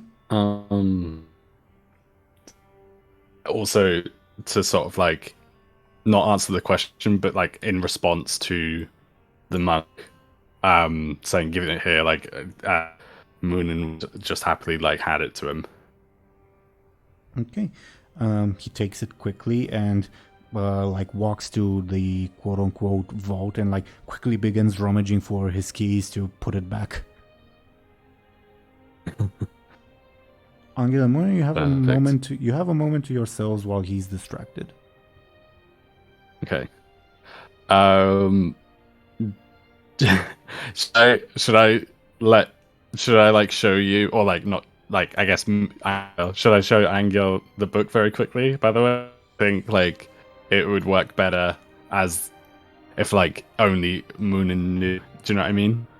I mean, if he knows, he can try to assist. I don't know how exactly, but Yeah. In terms of Okay. game mechanics, like say there's a situation where Muninn has to hide the book, and there'll be like a sneaky roll versus like a careful roll.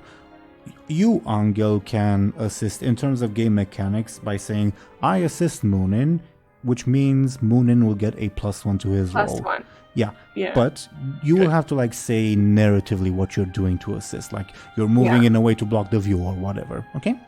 Yeah, it depends on the situation. Yeah. Exactly. Okay, good. In that case, yeah. While the monk's back is turned, Muninn, I suppose I have an advantage that Anghel can't speak, so it can't go. But Muninn very quickly, like poke, like sort of tap Anghel's shoulder. Okay. Like very frantic, like quietly but like quickly, you know. And if Anghel like sort of turns around and is like, what's up? Which is obviously up to you. Yeah. Like Muninn would very quickly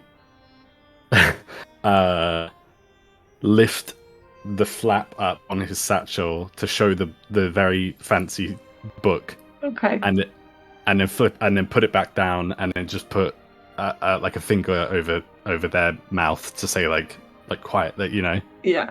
Okay. Anghel kind of repeats the finger. Like at first he's super shocked, and then he repeats the finger thing and nods. Show&Tell. Okay, awesome. May I offer you a compel Show&Tell? I would like to. Sure. I'd like to compel your anxious, Karswood to calm down aspect, specifically the anxious part, that Yeah. you are mute, but there's still like a voice inside you, just can't like articulate words, let's say. I would say that Okay. my compel is that when Muninn shows that book, you yell out loud. Wow. Oh. That's big for Anghel, what the fuck? Not Yeah. necessarily like saying something, just like a yelp of surprise.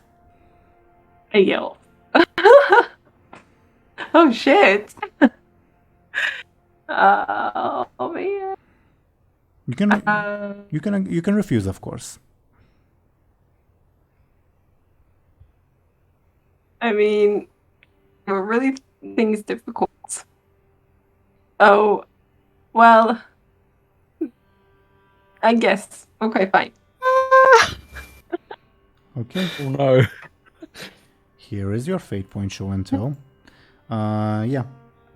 Muninn, you lift up that book, and Anghel, you see like a book that's even more beautiful than the one Muninn was reading, and like the information, like you click with the information quickly. Oh shit! Muninn is stealing something very valuable from a group of holy men. This is terrifying. You let out a yelp. Oh, The monk like startles So and unexpected. the monk like startles and drops his keys, turns around. What's wrong? And he sees he doesn't see the book, but he does see like Muninn flashing something in his bag, and Anghel surprised. oh no. Oh no. Shit. I was gonna say, oh, there was a mouse or something. Not say, but like to convey, but Yeah. I mean, this is bad.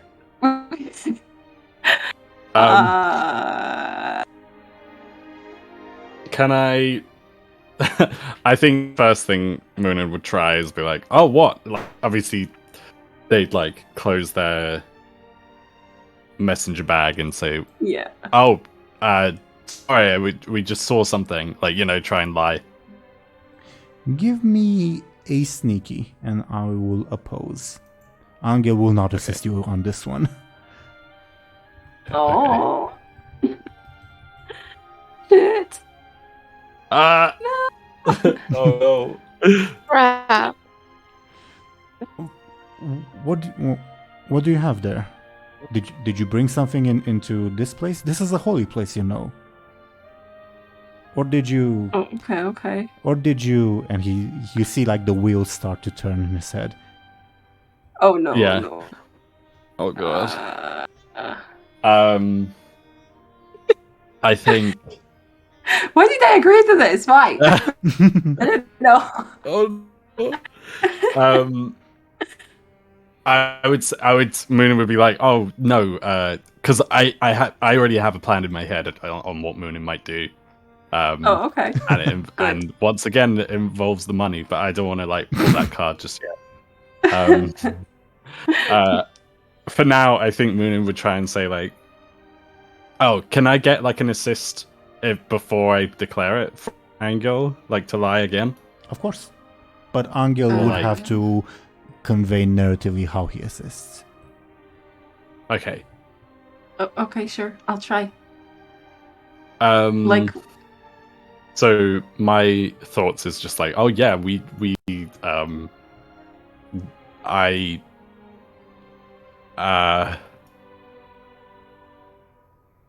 how could I say it? Like, I was thinking like, oh yeah, no, we brought something in, like, and I just haven't shown, like, I didn't manage to show Anghel yet, I suppose. And then I don't know, like how narratively, like, I mean, as far as suggestions go, like I suppose narratively, just like, I get not in agreement. Is that enough, or like? Yeah, but like, when he had like what it that we supposedly brought in, or you brought in or something. I mean, I feel like, well, like for now, like we wouldn't very Wouldn't like, tell? specify. Maybe it would help Okay. if it would specify.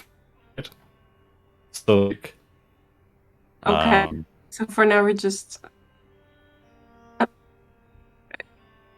I don't know. Anghel can nod, sure. I think he has a hand over his mouth. I think he's very shocked at himself. I will allow But I will allow a nod from Angel to count as an assist. Okay. okay. Awesome. Awesome. Okay, so I'll roll another sneaky to try and lie again. Sure, with a +1 from Angel, and I will roll to oppose. Okay. Oh. This is so bad. This is horrible. A 0 to his 1. Okay. Up to you if you want to improve that roll. I can't do anything, as an assist, right? Like An assist just means that you give him +1. that I can't change any. No, you can't. Otherwise, you can't spend fate points to improve the roll. No. Yeah. Okay. I have such remember the time that we fought the bandits and you were almost dying, but then we compelled you to juggle your daggers to just throw away tension. I was thinking about it. Oh my god, that Yeah. daggers in a monastery is Yeah. True. Well, I was thinking it would help convey you were showing Anghel your sick knife throwing skills. He screamed, man. well, what Muninn said was, well, I brought something from the outside, and Angel nodded. Yeah. If you guys fail, it will finally click in this guy's head that no, he actually took something instead of bringing something. Oh no. Oh no. Okay. Okay. So there's. I feel like I'll have to. Can I? So if I invoke an aspect, could I use one that I used earlier in the game? Of course. It's Okay. just not for the same role. Case. Just not for the same what? Sorry. Not for the same role, but otherwise, yeah. Okay, that makes sense. So on this roll, I use the distrusting and secretive aspect again to prove my roll. Mm-hmm. Sure thing. You're using it to give yourself +2, correct? Yes, please. Okay. You have a 2 to his 1, so you convince him. He says, well, what did you bring? What is it? What's so outrageous that it caused this young man to yell out?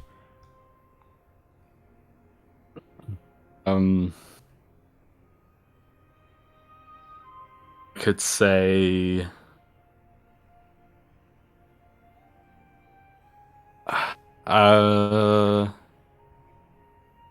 because he saw something shiny, I could say, could I say something not the gold, not the gold coin, but could I say something oh, I bought something from, could I just say oh, I bought something from the marketplace and it was nice and decorative, so that's probably why you saw shiny, Sure. I would require another sneaky roll. Angel, are you assisting? Yeah. By nodding again? I don't know. Sure. Give me another sneaky Okay. Okay.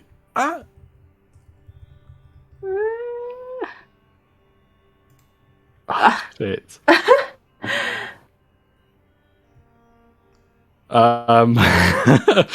This is very awkward. Something. I feel like none of my... Sorry, Sorry, go on. Well, I was just going to continue, if in case it was a failure. But go on ahead if you want to, improve your roll.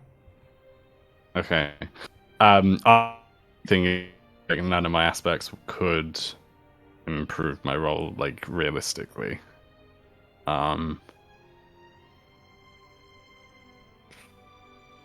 Yeah, I don't know. Again, the only probably use is the aspect, but I don't think that applies. Do you know what I mean?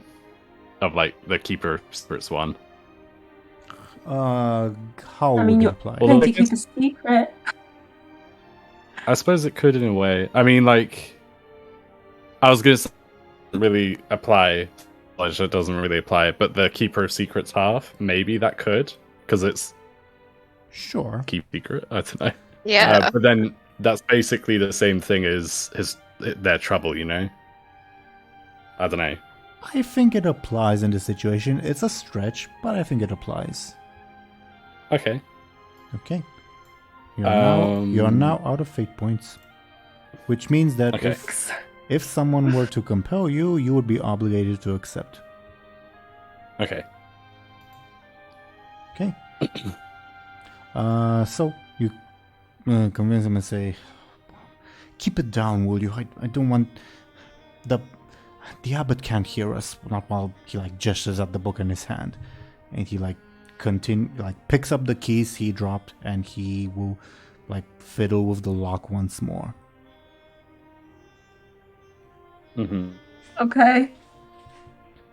Okay. You have no idea how tempted I am to compel you, Muninn. Oh no.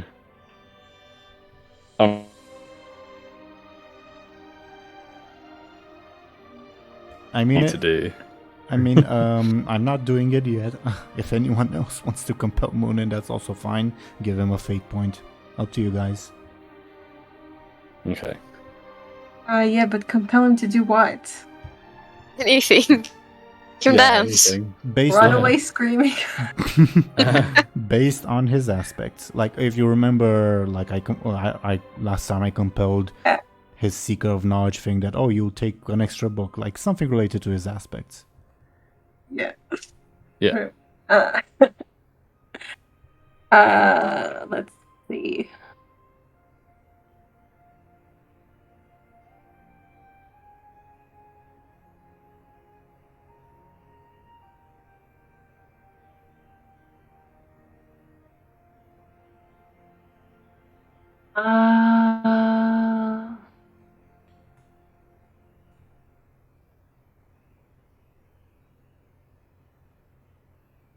If not, I can go ahead. You will hate me for it, but I can.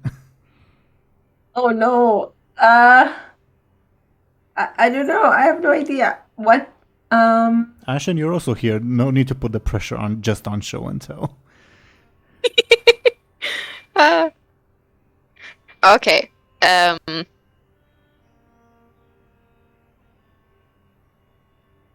Man, this is hard. Well, it doesn't necessarily be anything that helps the situation, just like something. Yeah, well, yeah, I guess well, it doesn't matter. Well, usually compels aren't to like help the player anyway, because it's like something either disadvantageous or like distracting in some way, if that makes sense, or just like funny, whatever. Mm-hmm. I guess because of the keen eyesight, I have like one last glance at some valuables, some cool books. Well, Illona, so you're compelling Muninn because of his keen eyesight aspect. To do what specifically? Like you dictate the terms. To have a look around, just like stray up for a little bit. Like instead of like leaving immediately after the monk puts the book back, you mean? Yes. That's very game. Well, again, it's your compel, Ashen, so you dictate the terms entirely, okay? Sure.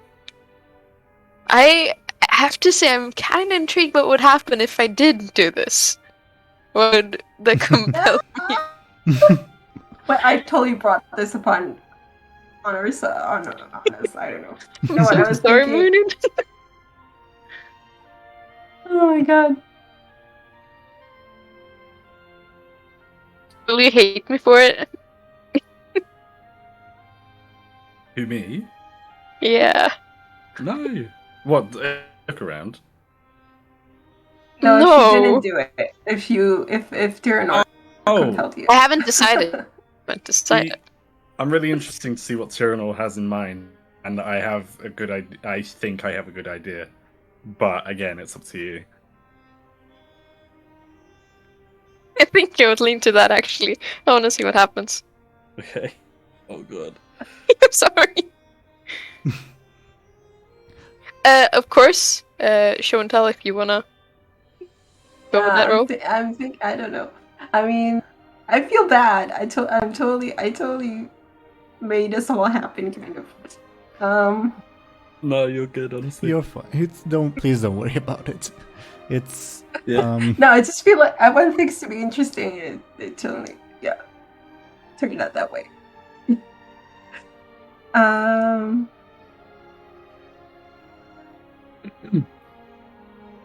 I mean, I will mention that if I compel Muninn, I will be out of fate points for this encounter. So also if you discover like NPC aspects, you can compel them and I would be obligated to accept. right. It's the perfect thing. Like Muninn has the aspect for that. Very good. Okay, so we should go for it then. Okay, fine. Yeah. What's go wrong? Exactly. Well, Muninn, my compel for you is more or less an exact mirror of last week's compel. Your keeper of secrets, seeker of knowledge aspect.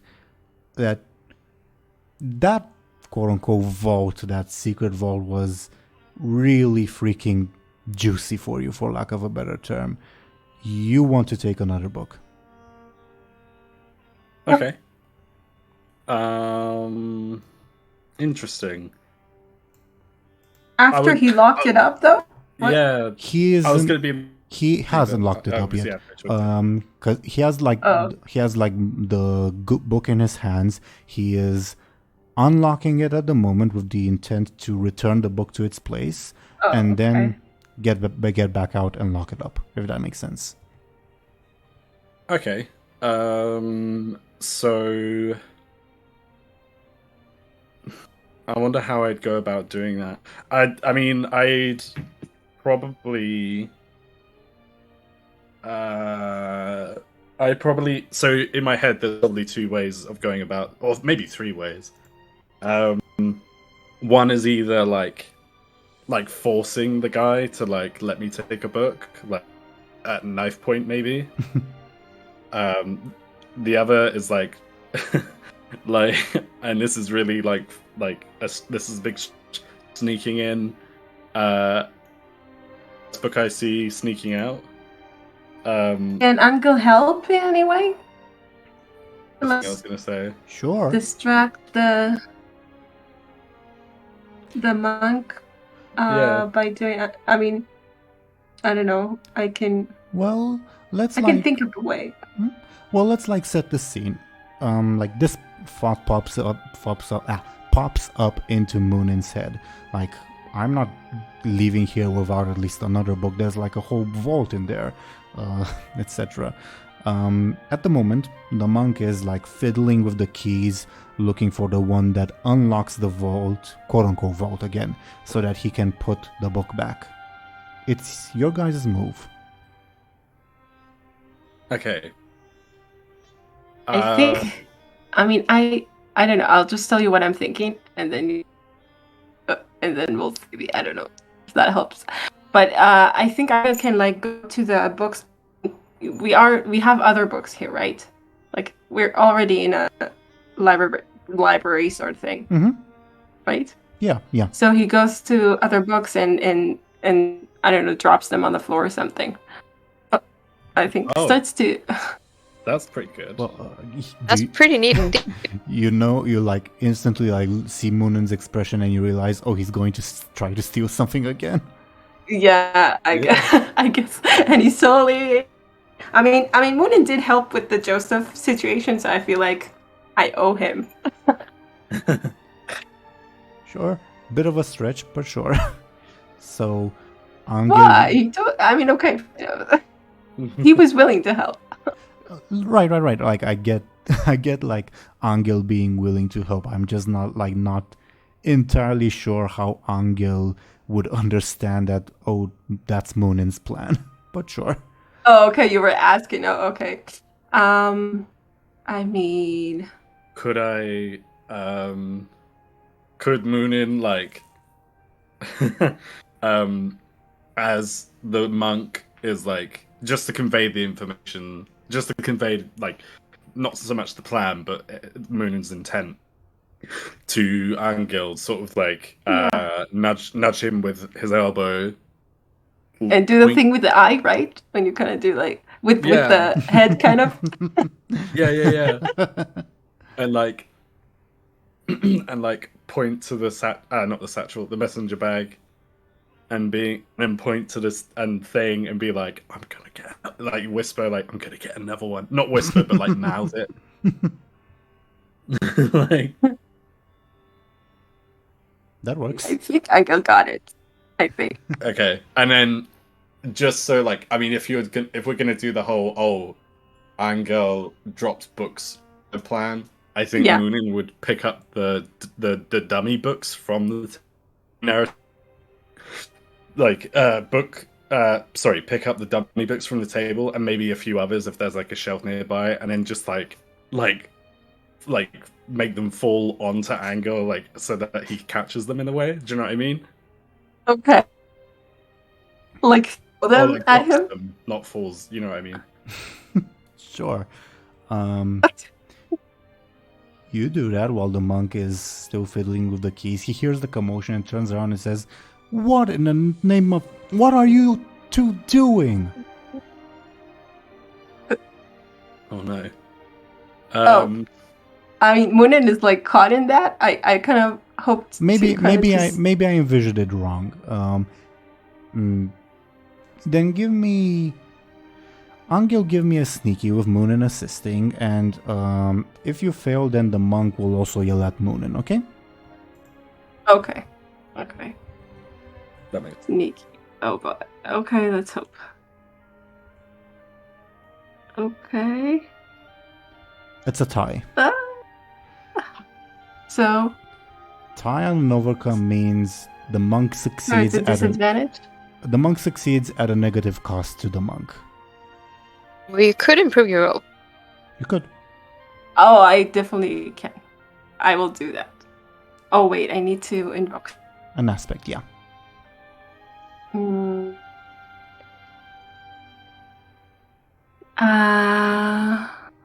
this sneaky.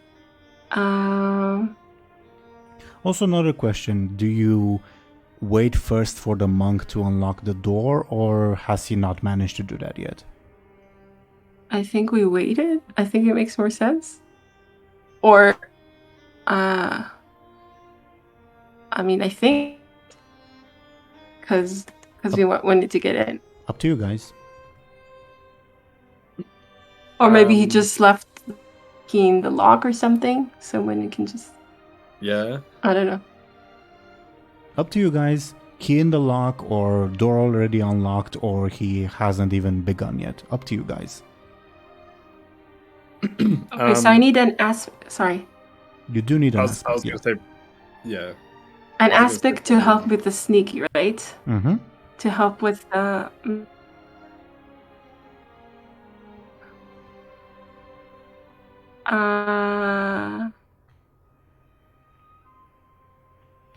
This is a little. This is a lot of a stretch, but I don't know. Maybe the fact that he's protective, he fights for those he cares about, so he wants to wound it. So he, you know. Yeah, I think it makes sense. I think it makes sense, and I will accept that. Okay. Great. Okay. So, the monk says, "What in the name? What are you doing?" And he will move in your direction, Anghel. What's the status of the door? When did you decide to do this? With the door unlocked, or in the process of being unlocked, or? Or maybe unlocked. I mean, if we can choose, I guess it's better if it's unlocked. Yeah, already unlocked. Sure. Yeah, Muninn, you sneak in. Give me your sneaky with an assist from Anghel. I'll roll the monk's careful to see if he notices the commotion you're making. Okay? Oh no! It's a tie, so technically you Okay. technically you succeed, Muninn, at a minor cost to yourself. Okay. Okay. I decide the cost, Oh right. Okay. Sorry. Yeah. but you decide if you want to improve your roll. I feel like if it's boss, I don't mind taking that. I didn't hear you. My bad. Could you say that again? Oh, sorry. Sorry. If it's only a minor cost, I feel like I probably wouldn't mind taking that. What I was thinking, and I'll give you an opportunity to improve the roll if you'd like, but what I was thinking as the minor cost was that you get in, you will manage to take a book, whatever, but in your haste, you accidentally bump into a candle. Oh, That- Oh no. That. Oh no. That's horrible. oh God. I don't know if you're allowed to tell me this, but like, if I let that happen, could I stamp it out, or is that not like something You that could. you can tell? You yet? could, but the action of stamping it out would be risky in the terms of being potentially noticeable. Make sense? True, that makes sense. Yeah. Uh, I'll probably. I'm having fun. Are you guys having fun? Yeah, definitely, 100%. I'm entertained.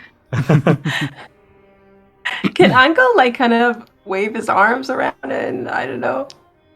Well, yeah, but let's resolve what Muninn is doing first. We already said that you Oh, are. okay, okay. We already said that you are assisting him, so he already has a +1. That's Okay. why it's a tie. Okay. Okay. Okay.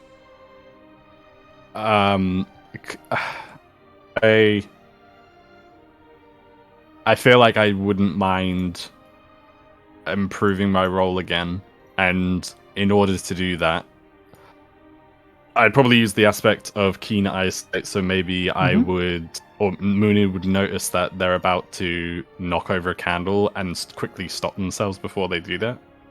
Sure. Yeah, I will allow that. And I'll take the fate point away.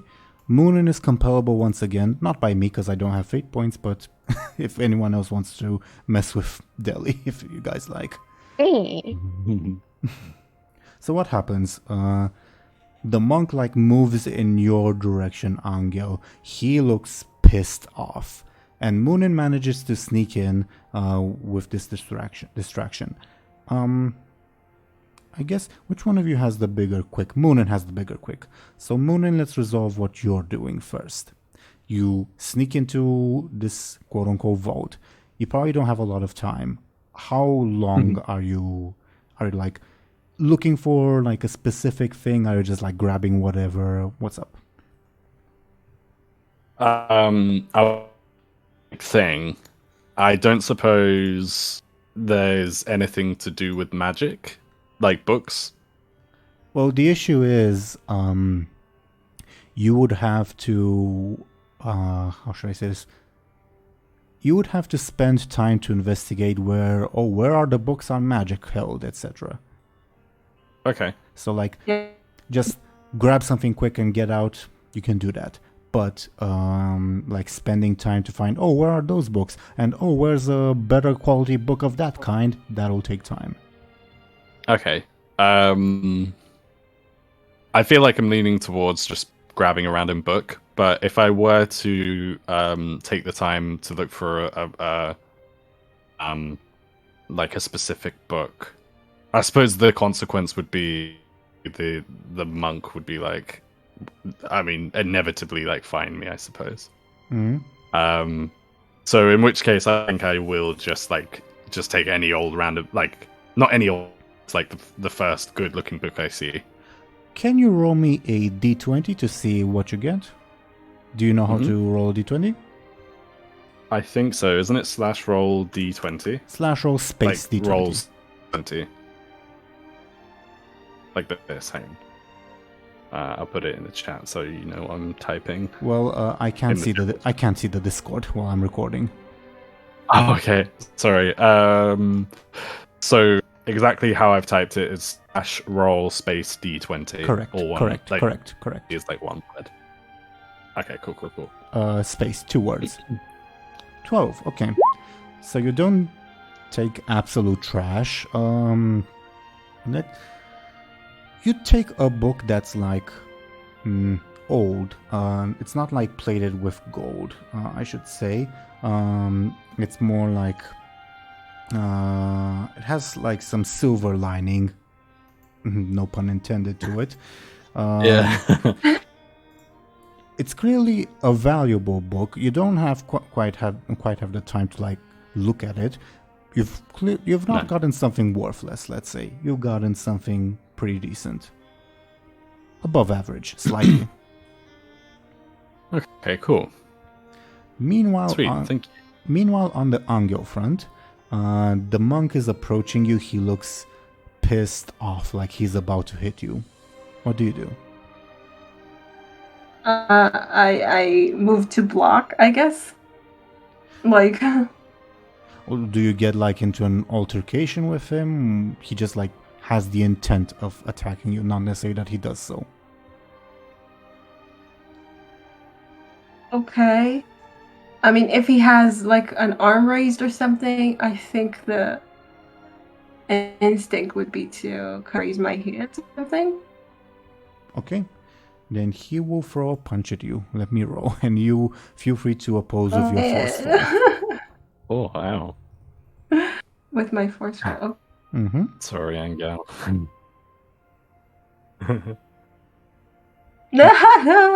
Okay. No. Forceful has let me down. He clobbers you in the face. I'll say this is combat at this point and give you 2 damage. Shit. At this point, it's Muninn's turn, but I will say that the candle thing happens right now. You bump into a candle and you see that it drops and it threatens to ignite this whole place. Okay. You also hear sounds of violence in the other room. Okay. I'd like to, before I sort of confront the monk, I'd like to sort of stamp out, because he still doesn't necessarily know that I'm in here, right? Or in the thing. Correct. In the vault. Correct. Wait, couldn't you just like put your cloak over it, like out the fire that way? Yeah. Could I like? I don't want to say like sneakily stamp it out, but could I stamp out in a way that is muffled, like you said, like use my cloak?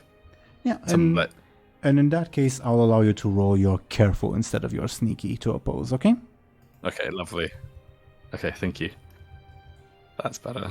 Hey. Yeah, he definitely does not notice that, and you stamp the candle out.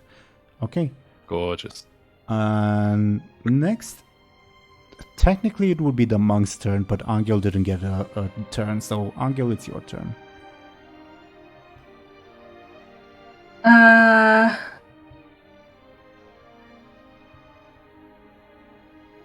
I think he's kind of trying to say he's sorry or something.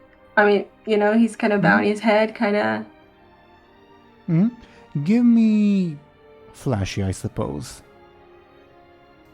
Oh, here's the flashy. Let's hope that +1 thing helped. Oh no, it didn't. Oh my god. He is pissed the hell off. Holy shit! It's a very stressful day. He's determined to punish you, Winterlopers, for making him go through all these hoops, for messing up the book storage place. He is pissed the hell off. Shit. Okay. So what now? His turn, he'll attempt to punch you again. I'm defend myself again. Give me a forceful, please. What is up today? Okay. Yeah, he deals 1 point of damage to you. Munin's turn. So that's another stuff, yeah. Okay. I'm also writing it on the screen. Yeah. Yeah, I'm seeing it. Okay. I want to. So I should change the music. Give me a second. Wait, where does Yeah. Muninn put the new book? Because already his satchel is full. true. Point. I feel like I will say. Up his shirt. Well, Yeah. I think there would be room in Munin's satchel, just that, like, it would be visible that he's carrying books. Okay. yeah. Okay. Okay. Heavy books at that. But yeah. Yeah. Could I? I don't know if there's any point doing it now. I was gonna say, could I use my cloak again to like hide the I think so. I think it covers a little bit of the shape, you know? yeah Like you see it's bulging, yeah. but you I don't know don't if know like exactly what it is, maybe. yeah Your cloak is so useful. Holy shit. yeah right. Definitely. It's like Doctor Strange or something like. In terms of my turn, I kind of want to like, I kind of want to like get out of. I don't want to do anything while I'm inside the vault. Is what I'm trying to say. You can get out, like, rejoin the main room without, like, any cost, sure. Yeah. So could I perhaps I don't know. I was thinking, could I throw something over the head of this is very risky. Throw something over the head of the monk so that he looks I don't know. I feel like now like how does that him? work? You're trying to distract him? Yeah, I'm just trying to distract him basically, so that I can get out the room without him realizing I was in there. Yeah, in this room you can find papers, you can find, like, quills and ink. You can also find a torch, although that's risky for obvious reasons. Yeah. Yeah. Okay. Could I throw, for example, I use a something. Could I just use like papers, for example, maybe to like as a distraction? Are you treating this I feel as an attack against him or as creating an advantage?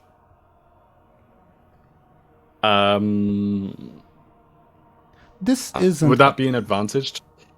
Sorry. It sounds more like an advantage, but I would just want to say this isn't a tough opponent, but there will be consequences, obviously. Okay. Okay. Like, the difficulty isn't in beating this guy, if that makes sense. No. Okay. So yeah, in which case I like would like to create a distraction to make an advantage. Would I assume something about that would be flashy? No. Correct. Difficulty 2, please. Okay. Okay. Well. Okay. Never mind. And I did warn you, like, at the beginning of the session, if you fail, it creates an advantage for the enemy, aka this monk. So yeah. he notices that, but instead of distracting him, it infuriates him. So that's the thing. Pissed off monk is what will be the advantage he gets. Oh no. Well, we really did a good job on this one. Yeah.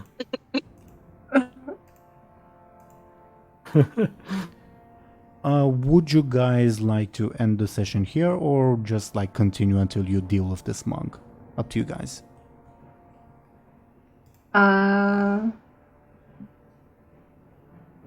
I'm not sure.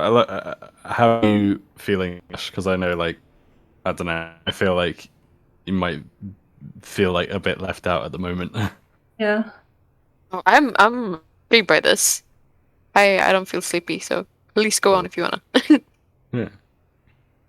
Well, and carrying on. Obviously, Teeironor are cool, and if you Ashen, if you Show&Tell are cool, then I'm fine. Like, it would be cool to carry on. Okay. Let's do it. Let's see what. Sure. Cool. Show&Tell, it's your turn. Okay. So Anghel. Man. Like try to. I mean, you notice the moon is out, right? I think.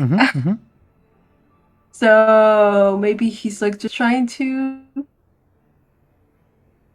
back off a little, like kind of. Sure, you do that. Are you basically trying to, like, in terms of game mechanics, are you trying to, say, create an advantage of, like, if he tries to hit me, I'll be better prepared? Or are you just, like, trying to, like, disarm the situation? In which case, I can treat it as an attack, but an attack doesn't have to be, like, physical violence. It can also be, like, Yeah. calming things down. Up to you, which one you'd prefer. Yeah, maybe calming him down would be good for us. What would that be, though? Careful. That would be careful. Okay, let's do the careful then. Please roll. Okay. Ah, lovely. Okay. You quote-unquote deal 2 damage to him. You see that he, like, hesitates, like he begins to realize, wait, what am I doing? But it's not quite there yet. You need, like, a little bit more to, like, actually calm him down. Yeah, makes sense. Okay. On his turn, he will attempt to swing at you again. How do you defend yourself? Oh man. Duck, maybe. That would be a quick. Shit. Fine, Portal hasn't worked, so maybe quick will work. Probably not, but who knows?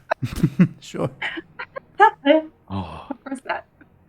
You take 3 points of damage, and I will actually spend the advantage that the monk is pissed off to deal even more damage to you. To deal 5 damage in total. Holy shit. oh shit. So is that like a 4 consequence or something? A level 2. What? It's 3 stress and level 2 consequence. Oh, okay. Your level 2 consequence will be knock the lights out, let's say. It's a heavy punch. Oh no. You What said this happened to guy you? would be. You said it would be easy. Like, I mean, one punching more. the hell out of Anghel. I mean, one more hit and he's out, basically. Yeah. Muninn, your turn. Okay. I kind of want to, like, calm him down. Like, try and, like, calm him down the rest of the way. So maybe Muninn would say something like, I guess narratively, Muninn would say something like, what are you doing? Like, this is a place, like, this is a monastery. You're supposed to be a man of, like, you know, a man of worship. Give me a careful. I'll oppose with his forceful. Okay. Okay. Yeah. You successfully calm him down. He, like, was about to raise his fist again, and, like, Muninn's words actually reach him, surprisingly enough, and he lowers his fist and, like, yells out to the heavens, "Oh, the free forgive me. Get out, both of you. Just get out, please." Okay. Hey, no need to tell us twice. Bye. Yeah. Yeah. Promptly. Technically speaking, since this was combat, you guys were victorious. Like, you quote unquote knocked him out in terms of game mechanics. What this means is that you dictate the terms of what happens. Now, one of your goals was to de-escalate the situation. Do you have any other goals? Sneak out with the books. Well, that's not really up to him, unfortunately. Like you can, let's say he from won't. This room anyway. From he won't notice the books. I think that's agreeable. Yeah. Okay. Yeah. Yeah, I think that's good. Uh, Wait, so is he already not noticing the books, or could that be the term that we leave on? This is, again, we're talking all above board, not in terms of in character. So this is like, this isn't like Anghel and Muninn. This is Show&Tell and DelyGob dictating to me, Teeironor, what this monk's defeat means. One of the terms is that he will let you go without further violence, and that he will not notice the book. Anything else? Right. Oh, okay. I don't think so, unless you have an idea. I feel like not. I mean, maybe. Sorry, you go. Oh, sorry, I totally interrupted you. It's alright. I mean, I'm just thinking like that he's not gonna like, I don't know, call people on us or something. Like, yeah, that makes sense. Yeah, that's basically what I was gonna say. Like, he can't, he can't send people on us. I was also thinking like he can't tell story about it, but then, I don't know. I mean, would he do that anyway? So yeah, what Show&Tell said. Mm-hmm. In terms of narrative, he tells you, get the hell out of here, and as you get out of here, for the moment, scot-free with your books, you can hear him crying. Apparently, Muninn's words pierced quite deeply. As to whether you'll be able to sneak the books out past the other monks and whoever else may be in the monastery, I guess we'll have to see next time. Oh, Interesting. nice. Okay. So what did you all think of this session? Lots of very eventful. Yeah. I just feel like up till now, I kind of felt like we were the good guys, and now I feel like, oh man, it's totally the villains here. Yeah. I'm getting up to quite a lot of like stealing. So Yeah. I don't know. I thought it was a lot of fun. I feel like, and from my character's perspective or whatever, I'm glad that I managed to. I was wondering whether or not I could sneak one book past this guy, and now I've got two. So Yeah. I will say it's very obvious to anyone who's looking that you're carrying books in that bag. So it'll be very difficult to sneak that past out of the monastery. But nothing's impossible. I'll say that much. Also, Anghel was a total wimp here. Yeah. Totally didn't work out the way it usually He made a does. sound. That's really big for him. I think so. He's very surprised at himself. Yeah. I don't disagree. Yeah. Any in addition to like the violence that happened, some other stuff also happened, like the letters, the information, Miku and the mercenaries. This was an eventful episode.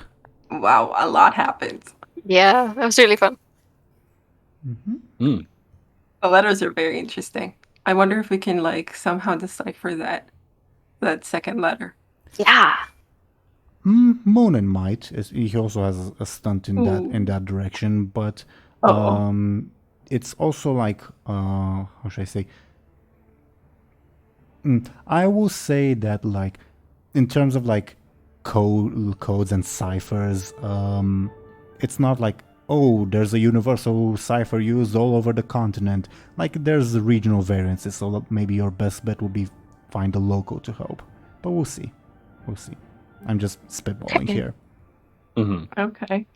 That sounds cool. Interesting. Okay. Any other thoughts for our viewers before we go into our shoutouts? Nope. I don't think so. Other than, as all, like, thanks again for DMing these sessions. Like, I have a lot of fun. And you're really good at it. So Yeah, well done. I totally agree. Thank you for being so kind on us. Yeah. I don't know about kind, but I think you are. You give us You're a so- chance to save ourselves. Sorry. Like, so patient, I meant to say. Yeah. well, no worries. And thank you for participating, I should say. That's also very awesome of you guys. Okay. Well, I suppose. Is there anything else before we go into the shoutouts? My bad. Nope. No, I don't think so. Okay. Well, dear viewers, thank you again for watching and listening to us. I'll ask these lovely people to talk a little bit about themselves and about how great they are. I roll dice in the background. The dice have decided that Show&Tell should go ahead first and talk about herself and what she's doing, etc., etc. Could you please go ahead, Show&Tell? Of course. Hi, I'm Show&Tell, like, as you know. And I have a YouTube channel on which I react to anime shows, mostly. And I'm having a lot of fun. You should join. Mm-hmm. She is awesome at it, I should say, so I definitely recommend her. Thank you very much. Thank you. Thank you very much, Show&Tell. And next, according to the dice, would be Sir Deliraf. Sorry, Deliraf. My bad about that. Could you please talk a little bit about yourself and what you're doing? Yeah, of course. So yeah, hi there. I'm Deli, and I am a Goblin VTuber on Twitch.tv. You can find me over there. I am a variety streamer. Typically play whatever I feel like. But I'm also trying to get more into community sort of like events and games and stuff like that. So if you want to head over there and join me for an evening or two, then feel free. Nice. For the viewers, you should definitely follow him on Twitter because he usually posts his schedule there. So that's very, very useful. Thank you very much, Deliraf. And then we have Ashen. Could you please go ahead and talk about yourself and what you're doing? Yes, I'm Ash. I like to draw stuff. So if you want to see some of my drawings, I'm on Instagram. And I wish you viewers have a lovely day. That's all from me. For reference, Ashen drew the images for Illona and Muninn, just for reference. So you can tell she's great. Oh. Thank you very much, Ashen. And I was your Dungeon Master, Game Master Teeironor. I do this series. I do another series that's focused on the Warcraft universe. And I won't say anything else because I say, oh, I do this stuff when I have the time, but I never have the time. So, moving on. Dear viewers, again, thank you very much for watching and listening to us. We shall be back next week, and we'll see you then. Have a good one, everyone. Goodbye. Stopping the recording right now.